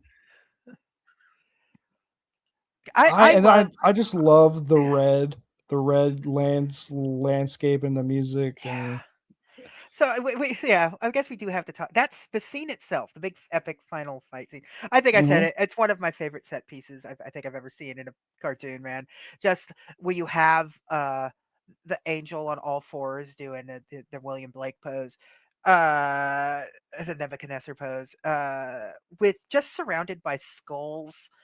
There's a very like when they cut into the feet sort of traipsing through the skulls, it has a very satisfying animation and sound to it. It's a yeah. very the series like the movie turns into like a cosmic horror gothic cosmic horror Yes. for this whole moment. It's like the descent down to there where you have all of the bodies climbing up the walls and stuff. It's very much of that time frame that uh the gothic horror and the HP Lovecraft stuff. Like it has a lot of that aesthetically. Just aesthetically alone Mhm. is all I care about right here. Uh it's so cool. It's such a good visual and it really sort of nails the tone that he's going for. Like it really puts you in the The mindset, depths. the depths and the it's also very heart of darkness, kind Ye of it's like down there, so Yeah, because the whole time before that, we're seeing like ruins of Nerve HQ yeah, and everything's like there's blood everywhere. There's yeah, like It's it's Everything's it's red. as if End of Evangelion still happened here. Just it's and again, and you have this Gendo is more unhinged than ever. It really is Apocalypse Now going on over here. Hmm. Heart of Darkness stuff going on. It's kind of crazy the parallels of this for like his arc here. So because and just like in Apocalypse Now or Heart of Darkness or whatever, you have this guy where people are you know they're ecstatic to follow this guy. He is a legend, kind of thing. And but that doesn't matter to him. It's just you go out of line and I will fucking turn you Kill you. off. Yeah, and if you don't go if you're not with what my thoughts and plans are, you're done. You're done, so boy. And that's exactly that's exactly what happens in like Apocalypse Now and here. So Hmm. and as he's hanging out in his dilapidated uh nerve HQ. It's nuts. Yeah, it's crazy how he's able to have so much power still without anything. Like Yeah. he's just in the ruins and he still is Yeah. able to control the vast narrative of the Yeah. whole thing. Yeah. And I mean, like, Uh, obviously, I mean, we've got a whole nother movie that delves into this. I'm So, so excited to watch that one. Man, I'm so excited to watch the next one because like I've said before, like I've watched the first two so much. yeah. And the third one's just the one I've barely watched. And the fourth one is also on that same level, right? Yeah. But like now with what happened to me with this one, and then it's just like I feel like I'm actually really well prepared to appreciate the last one Yeah. as much as possible. There It's is gonna a be fun Reddit thread I found that I want to bring up when we get to it nice. because Nice. uh, Yeah. I mean, like, obviously, like, we watched that like day it came out on Amazon. Like, there was no. It's gonna be really because I never went back to it. I was satisfied with the way 3.0, 1.0 felt, and it'll be interesting to go back to it because, like, I remember the ending, but I don't yeah, remember the lead up, and I also know it's very long. Uh, you know. I remember. Did you notice? Track 28 on this SStat was the length of the movie. No. Yeah, it was like 90 it was like 94 minutes or something. It was like it's like it's like but yeah, but What the fuck, dude? I the like it's cool. It's a really cool mechanic and thing in there, but yeah. it's also pointless. Yeah. It's also It's really like it's yeah, just like because it's one of uh, those things where it's like it's never talked about. You just kind of put the puzzle pieces together and it never really means anything cuz if it wasn't there, the story would still happen. Like yeah. it would just be like he's just doing it in his head as opposed to actually sitting there and mechanically uh reevaluating his life literally. Yeah, Uh it's a very crazy thing to yeah. dedicate so much thought and detail into. That it's Into like because normally it'd be like, okay, he listens to music, whatever. But the yeah. fact that it's brought up and it's put into camera so many times, like Yeah. this has to be something. I have Yeah. to know what this Yeah. thing means. Uh, But yeah. So God, yeah. So it's gonna be interesting to watch it again now with all of Evangelion fresh in my brain. Like that's gonna be you just title drop, dude. All of End of all of Evangelion. Evangelion. Yeah. At the end of Evangelion. Goodbye. Goodbye, all of Evangelion. Uh, Asterix. yeah. Um, dude, it's just this movie still literally makes my head hurt. Like it's it's a there's dense so movie. much. There's just so much in it, Yeah. and And it's not I long. That's the thing. It's like a 90-minute movie and it has so much content shoved into it. And so much of it is not uh what I would call Evangelion content. like you're so used to a very specific style coming from this show, and the very specific way it tells its story, and Hmm. how the plot moves forward. It just throws all of that out the window and just does something that the show never did, none of the previous two movies do. Where just like it stands alone in terms of how he's telling his story. It doesn't fall into very many of the Eva tropes, Yeah. uh, which is, based on everything we've learned, is obviously like not coincidental. Like that's part of him pulling up a chair, sitting in front of you, and going, "Listen, guys." Listen, guys, I gotta talk about some stuff, Yeah, and you gotta listen to it. you I'm have to sorry. listen. Like I'm Um, using this. I'm using all of this as set dressing for my TED talk that we need to have here right yeah, now. it's no, and that was like I was saying, dude. I was watching this. I'm like, yeah, this is cool, but Yeah, what is it? There yeah, has to be something, and it's just crazy that it yeah, took some random ass painting for me to yeah. be like, oh, this is what he's doing. And it like falls Um, into place too. It's not just like a it's like it feels right. It just like, nah, there's a puzzle piece that slides nice and smooth uh into place. it feels like it's it's the it's well and fully realized, and it doesn't feel coincidental. So like that's the other thing is yeah, like it feels like Evangelion was a puzzle piece with like it was a puzzle without the corners, right? yeah, And finding what I found, I was like, everything just like this explains everything. yeah, Like, um, and I it's just also baffling to tell a story this way as well because yeah, like but it's also so I respected so much of him yeah, telling something that's like I'm just gonna do what I want to do, and if you yeah, fuck with it, you fuck with it. Like, and yeah, that's really awesome. And I'm yeah, glad that he was just like, I'm gonna have people fund a $20 million film where I techno babble and say random bullshit, and yeah, someone might get it. Like, yeah, it's really it's really awesome. yeah. Well, And also one of the fun things about this, because we used to talk about it all the time in the show, was back when they were saying this stuff in the show, there was no Google, and everything just kind of fell into place because they knew what they were talking about. It wasn't just an accident. yeah. Like, it's like they knew what they were talking about, plain and simple. Well, there's nothing about.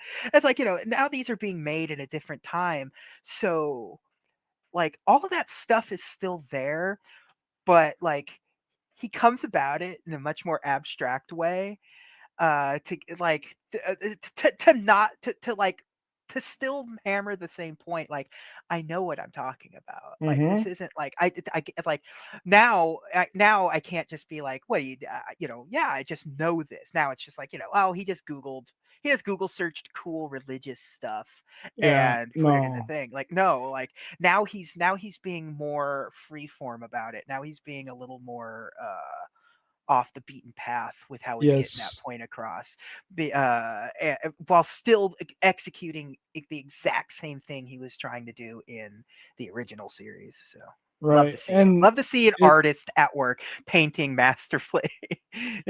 yeah, and yeah, just for me finding so like connecting the dot between William Blake and the human instrumentality thing, I'm just Mhm. like so this is the connective tissue through the whole thing. It's not Yeah, just, not just and the rebuilds. The like, it's yeah, and that's what I was telling you in the DMs. Like, it's yeah, a thing that's like I know for a fact that this is what it is, and there nobody can say otherwise because it is so. I can prove it with every single thing, uh, and it's just I'm still blown away yeah, by like why would you tell a story this way? It's still just so yeah. crazy to me. Yeah. I mean, Um, that's just the brain of a real artist, and not yes. just a content creator, It's like, Mm, he's not like from the get-go, despite what he would try to prove or say otherwise, like he had an art piece in his brain that he started setting, like episode 1 just sets the groundwork for a completely non-traditional story being told in a non-traditional way, and has kept that ship sailing in throughout his career since. You know, straight, even, Yeah. even like, even when you get to his like Godzilla and Tokatsu kind of stuff, man, it's this, he's still piloting that same ship, just, different set dressing. Yeah, it's what I was saying. Like that's why I brought up like my goats, right? Like there are Yeah, people in your lives that like they become the backbone of who you are and how you process the world. And it's yeah, like that's why I use that because like it's not just random or a happenstance that Anno is using the things that he's using, and he uses yeah, it in everything. It's yeah, just these are the people who are a part of him and how he sees the world. yeah, And it's just like it's sad to me that some people don't think about art that way. Like yeah, they don't think about it through the lens of the guy making it, yeah, because we have Christopher Nolan who he's mechanically really good, but he's also a soulless director. There's like I don't know what this guy thinks. I don't know what his opinion is on the yeah. world. Like, but like Like it's earlier in his career, you could see what he was like. You could see the artist there, especially mm-hmm, early in his career, even with things, he did Insomnia and Memento yeah, and certain things. But like once he hit Batman and became a Hollywood director, it fundamentally rewired his brain yes, in a way that, like, I still like to watch his movies, but they say less than they've ever mm-hmm. said before. So Yeah, because they're fun to watch because they're yeah, these mechanical like masterpieces of like, holy shit, yeah, how did he get that camera over there? How did he do yeah. this? Like you, But then yeah, you yeah. have The rotating Inception room that they built, that kind of yeah, nonsense. And but then I have people like David Lynch who like he's a Hollywood baby. Like yeah, everybody loves him. yeah, He's worked in Hollywood, but like he does it the Anna way, where he's like, yeah, I'm gonna tell a story, but it's gonna be my way, and you have to yeah, see the world through my eyes. And also, I don't think like anybody else does. So good yeah, luck. yeah. Um, and it's just like, Yeah, you just plop on Mulholland Drive and just try to figure it out, man. Good luck. yeah. I mean, Bless I the think cowboy. his most like basic cohesive movie is Eraserhead. Is I very was about to easy. say, Like, like, his okay, first one. it's like okay, yeah, like this is about industrialization and Yeah, how like people don't believe in God anymore, or yeah. Nobody. spirituality anymore. Yeah, You know, it's nobody. like Nobody. Could you imagine letting somebody make Barry Lyndon like how he made it? Like, and nowadays, like, there's nobody. No, nobody's making that movie. Like, yeah. And that's just like where I always just go back to like my yeah, goats, right? Is like yeah, these are the people who have informed my life and have helped me so much, but they're also like I I just want more people to have their goats like that. People who process the world and give you interesting introspectives into the world that we live in, because there are so many people, so many things who try to tell you the world is one way. It's like it's a vast yeah, thing that you can't know everything about. Like we have yeah, science that tells us a lot. We have other things that tell us a lot. But it's yeah. like you have to be curious about the world, and people who are curious make beautiful art. That's what Yes, like and it's just I am glad that people are coming around to that. I see people yeah, more being more accepting of being cringe would be like yeah, the most yeah, millennial way to say it is like yeah, like I'm cringe so I am free. But it's yeah. like it's not cringe to be genuine to Genuine, the exactly. yourself, right? Yeah. Um The thing with Eva that is a little more base level understanding of Eva, but is not any less important than anything, is sort of like my, my worldview. And I think if you spend any amount of time with me, you kind of realize that, like, I do genuine, despite everything that's happening and the jokes I may make or whatever, I genuinely do find the world beautiful. I love being out there. You go out and you do things that you love and you find the good in it. you go Mhm. out. He's so used to sitting because it's a story. I'm gonna tell this story. I think I told you in the it was in the tabletop thing, or I went to that Pokemon thing recently. Mhm. Yeah. You're so used to being online, and you're just bombarded with the scalpers, all the garbage going on with Pokemon and stuff like that. Because sincerity is sort of at an all-time low for a lot of people, So it's like it's like, well, nah, it's just a money grab or whatever, blah blah blah. So I went to this Pokemon thing, and it was just a small little thing at a little town square thing that I live next to, like 7 or 8 booths altogether, and none of those people were there. Just everyone was there, earnest, again, cringe, like older people, like you consider cringe, like we're all enthusiastic. I'm sitting there, I've got a Gengar tattoo, I'm a 41-year-old heavy set bearded man. It's I look I everyone in their lives knows the nerd that is that way, or whatever, but you're just there, and everyone was there having a good time. Nobody was mad at anyone. There were no grifters there. There was nobody. I got to like go to a dealer, like a guy that's his job is to sell Pokemon cards, and we traded cards for a card that I wanted. And like a teenager was like next to me, and I'm buying a card, and about to buy a card. He's like, "Oh, are you gonna buy that?" And I was like, "Yeah, did you want it?" He's like, "No, I have that." And he just pulls out a giant Ziploc bag of Pokemon cards, and he's like, I just got to find the psychic area first. And he pulls it out and hands it to me, and he's like, "There you go." I was like, "Well, shit, that's a pure interaction of two people who will, ships in the night kind of Yep. thing." And you need to find the beauty. You need to talk to people. You need to interact with people. A lot of people talk the talk when it comes to that. You see a lot of posturing online with people talking about, we've taken away all of the third places and stuff, which is true. Which is True. I true. mean, like, Yeah. yeah, but like, it still exists out there. Just unfortunately, you have to find it. And Mhm.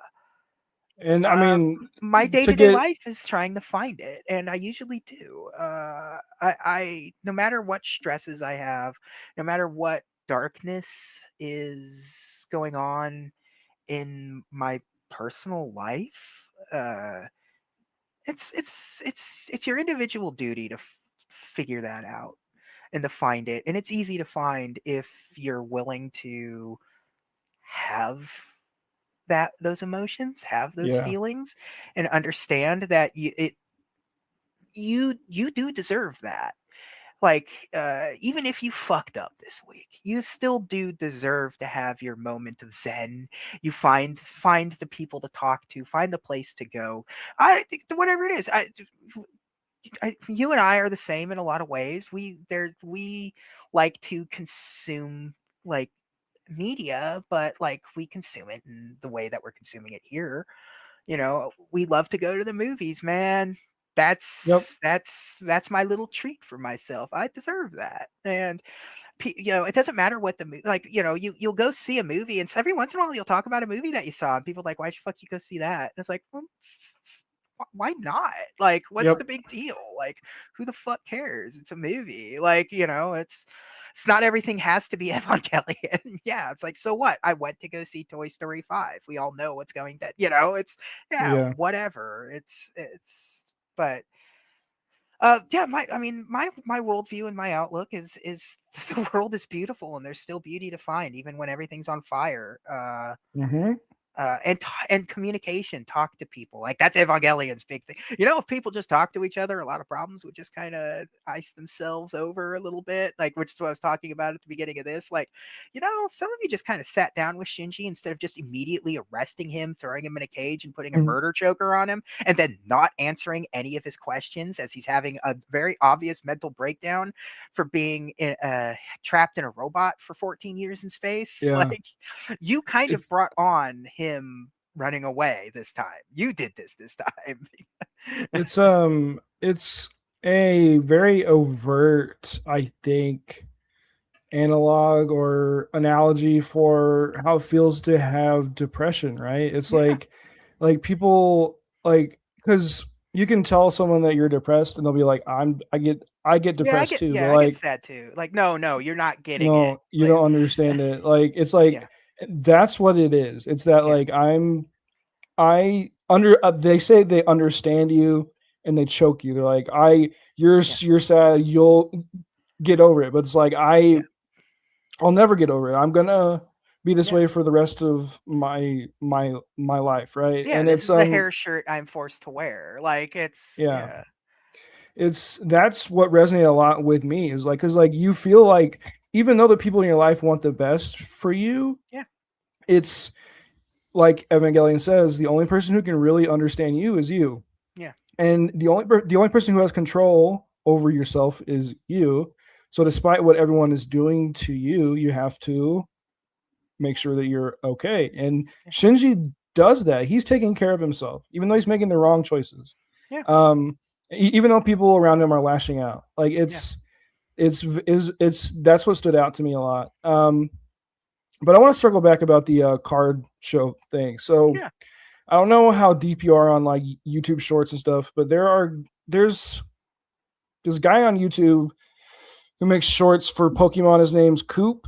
So we have this guy named Coop and this guy named Beard Dad. They do what you just talked about, where like yeah, a kid will walk and be like, "I yeah, want this card," and I'll be like, "Okay, what do you have to trade?" And they'll take a shitty card and trade them the good card, or people will walk and be and like because of that, people have been walking up to their booths and being like, "Hey, I have stuff for kids. Hey, I have stuff for people." So it's like it started because of those two guys, and it's very inherent within the card community now yeah, to do that. Is way more accepted, but yeah, it's because these two guys were like, I want to reach out to people and help people, like, and that's just like they have had such a huge like presence and everyone's accepting it, and it's like it's really crazy how you can meet a random ass kid who's yeah, like, I watched Coop on YouTube, I love Coop, he does this, I'm gonna do it yeah, too. It's just like the concept of passing it yeah, on. yeah. And it comes across as earnest, not content, which is the Yes. most important thing. You can tell the difference. It's a night and day thing. It may not be, and the beauty of it is that it may not always be the most, you know, profitable way to run even like a YouTube channel or whatever. But but like I we talk about it all the time with stuff, and it's like sometimes I think just being good is enough. It's like because then you go into like the Mr. Beast route where it's like he's Yeah. doing good, but like every time you see it, it's like it doesn't it has the manufactured, this is Mhm. content, not like even if it's like yeah he's doing yeah cool he unblinded a dozen people or whatever or whatever Yeah, stuff, but it's like but it's also it's turning it into a monetary thing. yeah, monetary thing, and it's but like because yeah, I know Coop and them like that stuff does pop up on my shorts and stuff. And those videos make me cry. I cry almost every Yeah, time I see a Coop video because it's just like it's just great to see yeah, kindness in the world, and it's also yeah, like this is just another tangent, but we're just going on tangents this episode. yeah. But I feel like it just fits the subject matter, so Yeah, it's whatever. that's what we're here But for. and it's also I think the way the show's grown, it's like Yeah, it's us talking about our lives, which I think is really cool. I like talking personal life with you, so I'm glad we've hit this point. But um, I live in the South. I live in a place that's very conservative Christian. I am not either of those, but I the things that people accept as Christian values are things that I hold dear, and those are just things that are just like be a good human, right? yeah, But like I work at a place that is has Christian values, whatever. But there are these interns that I talk to every day. They're one of them's 20, one of them's 22, and like they were talking about the colleges here. So there's three private colleges here. They're all Christian colleges, all different schools of Christianity. And the one that I went to is the more poorer school. and it's called McMurray. And people around town call it McDirty because it's the poor school, right? Yeah. But it's also inherently tied to the idea that McMurray was the first school to accept African American students. That's where it comes from, right? But McMurray is very woke. It's a very woke Christian school.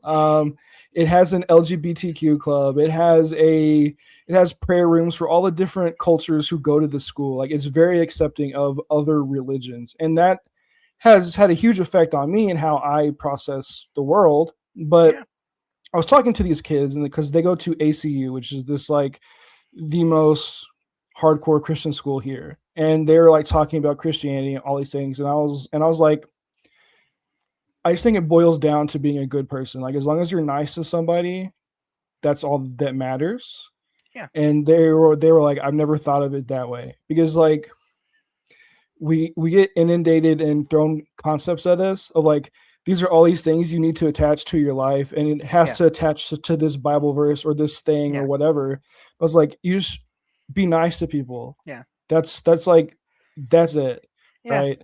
And it's just like Because when things you're like if you're nice to people, all of the tenets and everything just kind of fall into place by the very nature of things. That's why they're the tenets of these religions, because yep. just being a decent person, all of those other things, all of those other virtues and stuff just fall into place. It doesn't require uh, a particularly deep thought process or a particular passage to attribute it to. So you learn, things not to covet and otherwise. It's hmm just like, yeah, And it's a just thing my therapist and I talk about a lot is we talked about a lot at the beginning because I was just like wrangling with God, whatever you want to say yeah, it. I don't believe in God. I believe in like a high there has to be something that exists to me and how I process the world. It doesn't conflict with science or anything, right? yeah, That's how I view it. There has to be some energy here. But I was like we were talking about like if you read the Bible, it says that God is vast and he is mysterious and you yeah, can't understand him. yeah. But then you have Christians who say, we know the word of God. We know what his plans are. We know all these things. It's so This is exactly what contradictory. he means. Hmm This is exactly what he's saying, and it's like it couldn't be more explicit that you can't You know, can't under you or can't understand it. I can't understand. It's like all of the people that try to like tell you that they know that the end times are approaching, because it's like Hmm it's they actually outright say that you will not know when You that's will not know. happening. That is Yeah, a core tenet of the apocalypse, is that it's just and gonna happen.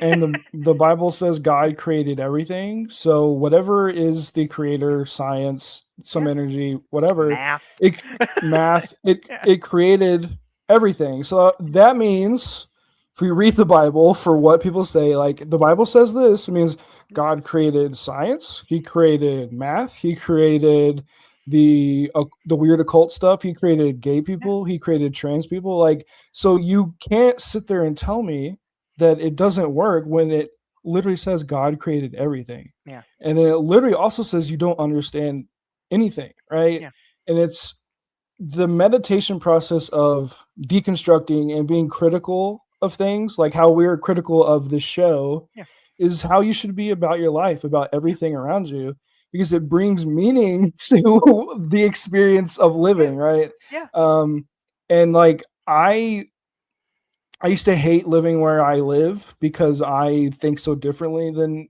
everyone. But I found myself being more appreciative of where I live because I feel like I can come to people with terms they understand to be like, hey, and help shape them, which is what I try yeah, to do in my day to day life is be like, hey, like, you know, if XYZ, what's like, and yeah, just talk to people about it. And that's like the other thing that we always have issues with is the lack of communication, the lack of willing to communicate across lines, across yeah. anything, right? It's and it just all ties back to this Yeah. fucking show. The show.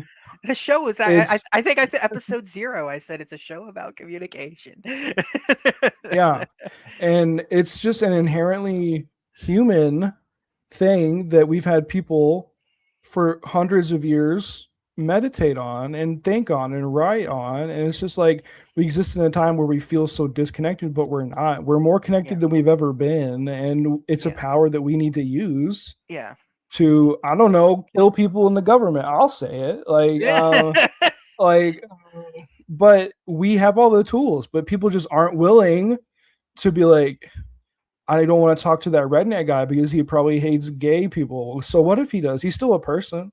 Yeah. You can It's maybe you can help yeah. and step in and help them, right? Yeah. It's that's just all Yeah. you got to It's do. a lot. Yeah, it's a lot. Like it's so hard to like live on this connected world because full goddamn well in your day-to-day life the people that you're yelling about online screaming about it's like they voted for Trump and so the ergo it's like no, some people don't think that hard into it. They're like but it's like yeah, he's a piece of shit and he's made life worse for everybody. And there are people that voted for him strictly on uh habit. Because my Yeah, mom was a Republican, so I'm Republican, a I'm Republican. Republican.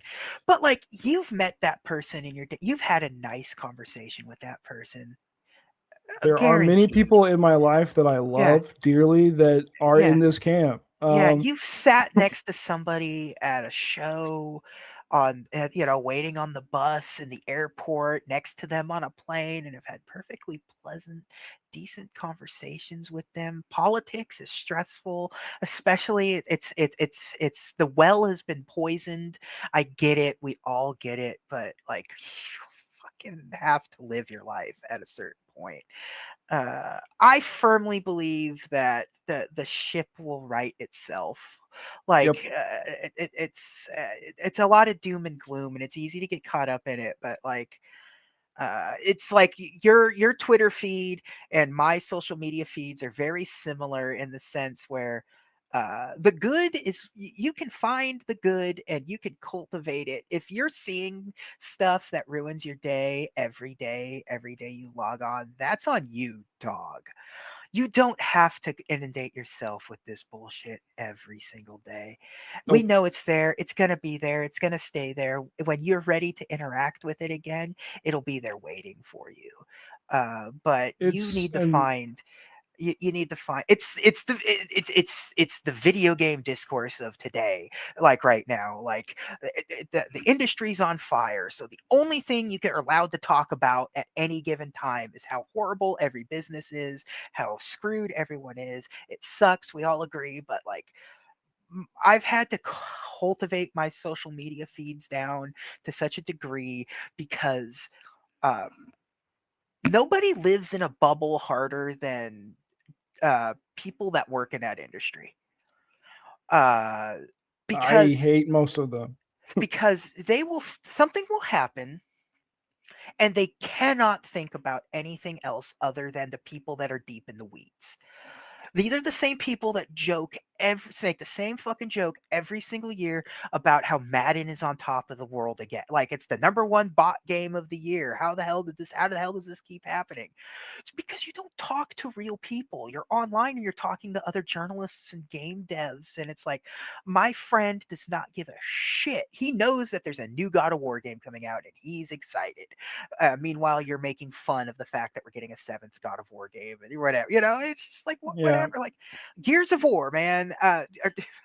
Neither of us give a shit about that, but I've talked to at least two or three people that have no idea that a that like Nintendo Switch 2 is like out yet. You know what I mean? Like Hmm. yeah, it's just it's such an isolated bubble. It's I feel like Ano, if he if he got into like a second set of rebuilds, boy, would it be like Kojima and his like the internet is the internet can brought together America. We And but it's gonna take us apart. also tore us apart, and I feel like Yeah. that's where we'd be at. There's an Evangelion out there that is about about the That could internet. That could be the sequel that is in the works Yeah, right now. that's the Kotaro Evangelion, like serial experiments lane, but Hmm. Evangelion. I think so.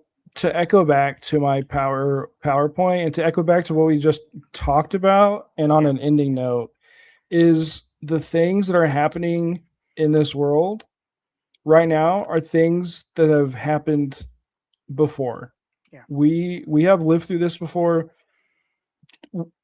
Mr. Blake himself was writing about these same things that Hideaki Anno is writing about, yeah, that we are talking about. It's These are not new ideas. These are yeah, not the these systems that our world is built around, the capitalist yeah, system, the way it's tiered, the way it's structured. It's always existed. It's always created these situations.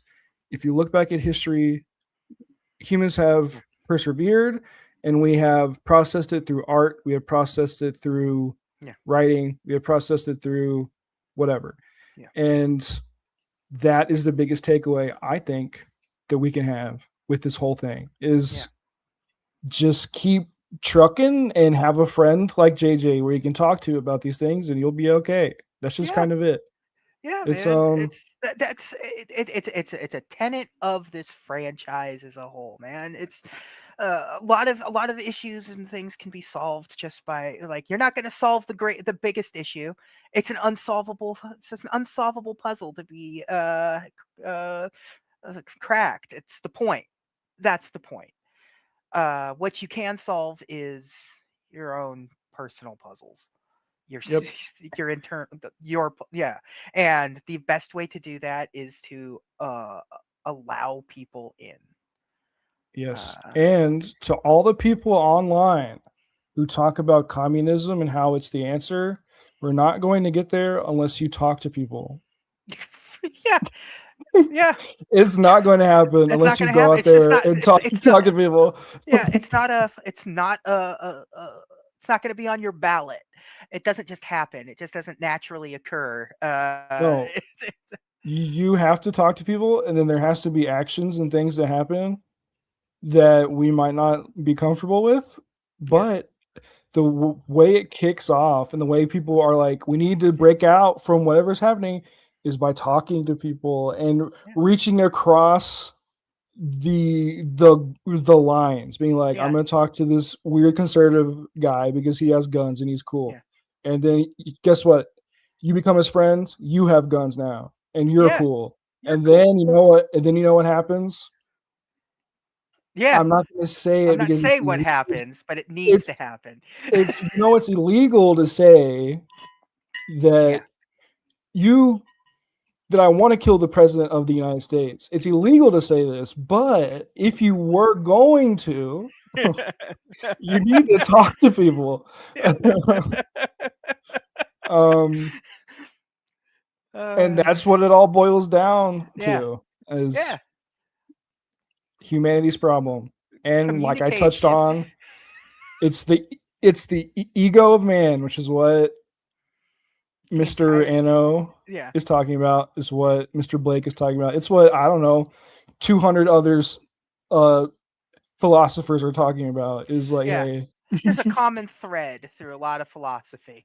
Uh these guys who examine life yeah, critically and deconstructed, critically. they I Not just don't know. read the book and go, I agree, and then Mm. uh not go beyond that. Not just reading Lolita and shaking your head so everyone knows you don't agree with it. Like, Yeah. mm. No. Ew, this ew, icky, Ew, ew. oh, ew. Oh, You. wait, watching or reading something and going, didn't like it. No way. Icky, icky. And then having a few other people say, actually, I thought it was pretty good for A, X, Y, and Z. And then all of a sudden you're like, you know what? Yeah, I think you're right. I Mhm, think. mhm. I think, you know what? I'm gonna make a thread in the Discord and talk about how awesome all this stuff is now because I'm whatever. Yeah.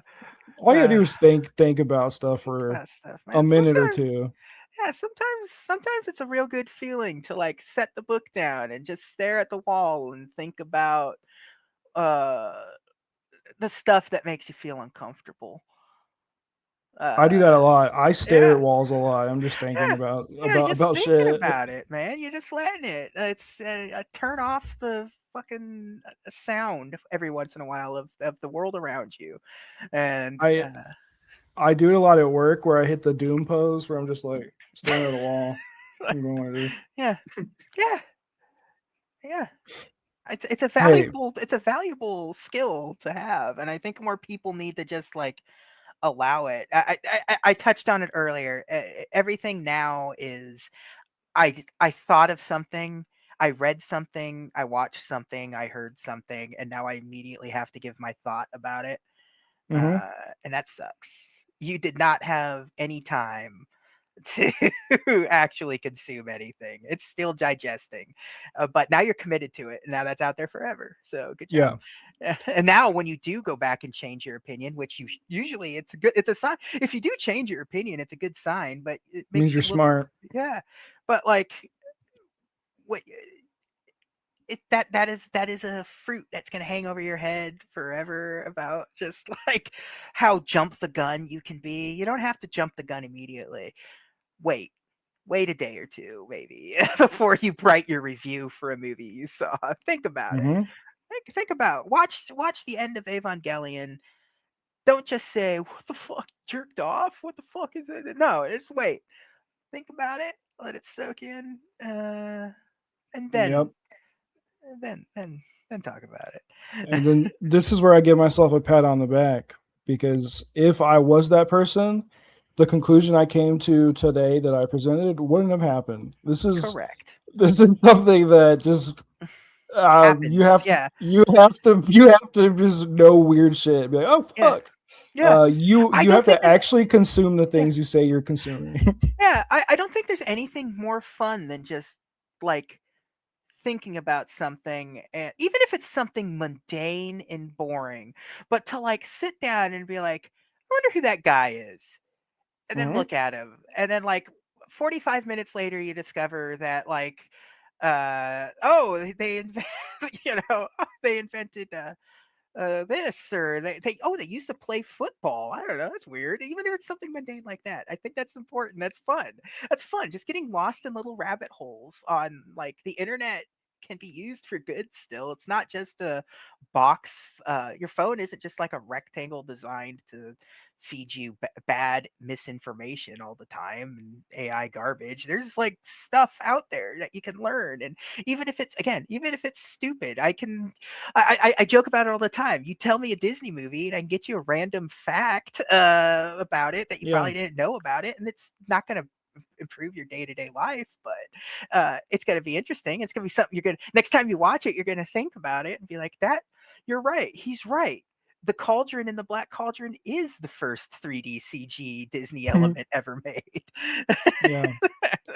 Or like in my case, Yeah, I'm this very deep thinking, thought provoking person. But if you mention some random ass meme, I know it. yeah. There's some crispy. I know some stupid shit. I know the latest lol cow. Yeah, I know these things. yeah, But it's being a person is being you're humans are multifaceted. And yeah. if you're not multifaceted, you're failing at being a human, Yeah. right? It's Knowing that knowing that Daniel Larson is out of prison doesn't change the fact that I also know several uh uh like lost uh Bible like codexes and things, It's just like, yeah, the yeah. fact that I know that Daniel Larson is out, he's looking healthy, he's looking kind of fat, the fact Yeah. that I know that doesn't change that, Yeah. I know who William Blake is and I know about his Yeah. painting The Ghost of a Flea. Yeah, right? It's but people think you can't live You that can't. way. Yep. It's like you absolutely can. You can I can love professional wrestling and Marvel movies and still sit here and talk wax poetically about End of Evangelion and its use of Milton.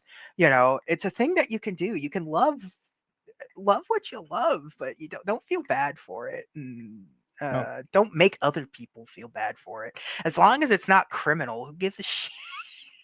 let me Yep. let me enjoy my Spider-Man. I don't need you to roll your eyes.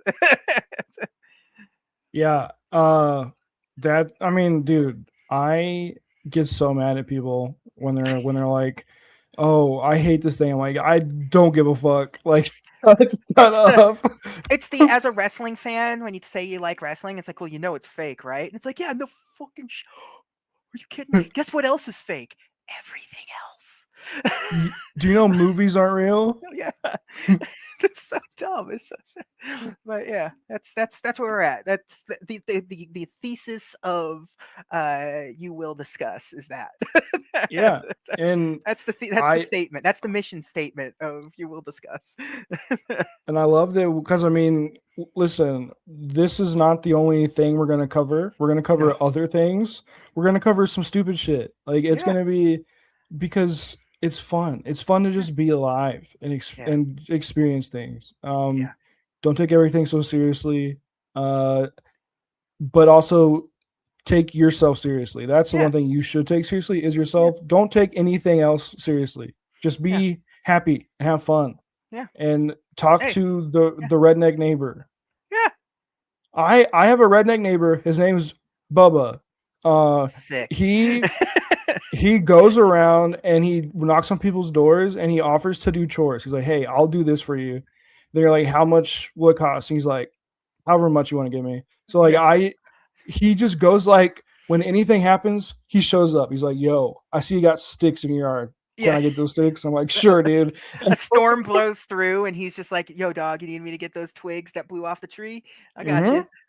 But I'm assuming he's one of those guys that if you're working underneath the hood, if you pop the hood of your car, there he is. you know, he's seen me power wash my house and be like, "Hey, you need some help?" I'm like, "No, I'm good." But that I appreciate yeah, I appreciate the sentiment, dude. Thank you so much. I always tell people if I'm like if I don't need help or if there's something, I always make sure that like, nah, I'm good. I appreciate you thinking about me though.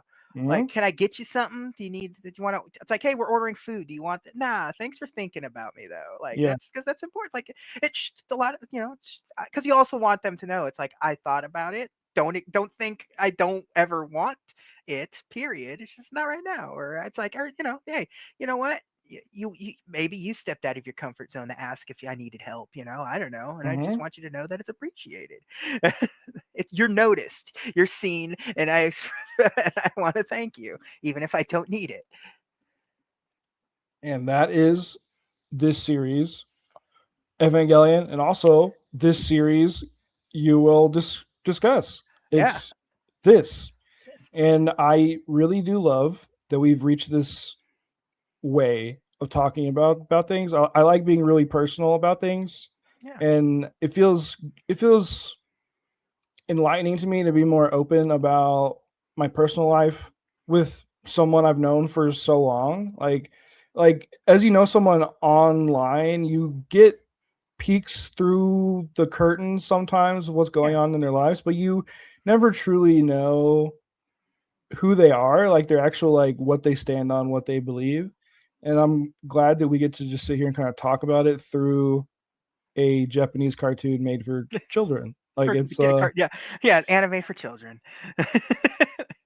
and it's fun. That And doesn't mean whoever anything. It's all coincidence. it's all a coincidence. They just came up. He just woke up one day and he did it. Yeah, he had a eureka moment.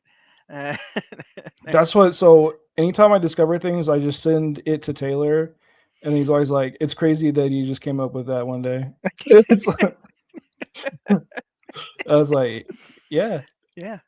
because it's crazy. You just woke up. He's like, "Yeah, I'm William Blake. Yeah, I'm Yeah, gonna do that." Nebuchadnezzar. Yeah, of course. Why not? Of Wild. course. Everyone's always talking about that. And to the 2 or 3 viewers that we get, or even zero, I don't really care. I Yeah. appreciate whoever sees this at some Yeah. point. Um, Well, we know at least the guys have been following along. We know. Hi, yeah. Taylor. We know you're. Hmm. But yeah, I love this episode. I think this might be my favorite episode that we've A done. 3.33, your favorite Eva, and 3.33, your favorite episode of the podcast. Hmm. It's So I beautiful, got to beautiful talk about symmetry. I got to talk about myself. Well, we can talk about each other more next week when we cover the end of all of it. Goodbye, all of Evangelion. Bye Evangelion bye. 3.0 plus 1.0, thrice upon a time, wrapping it all up, baby. But that's for next week. This week, we just gotta say bye. Bye bye.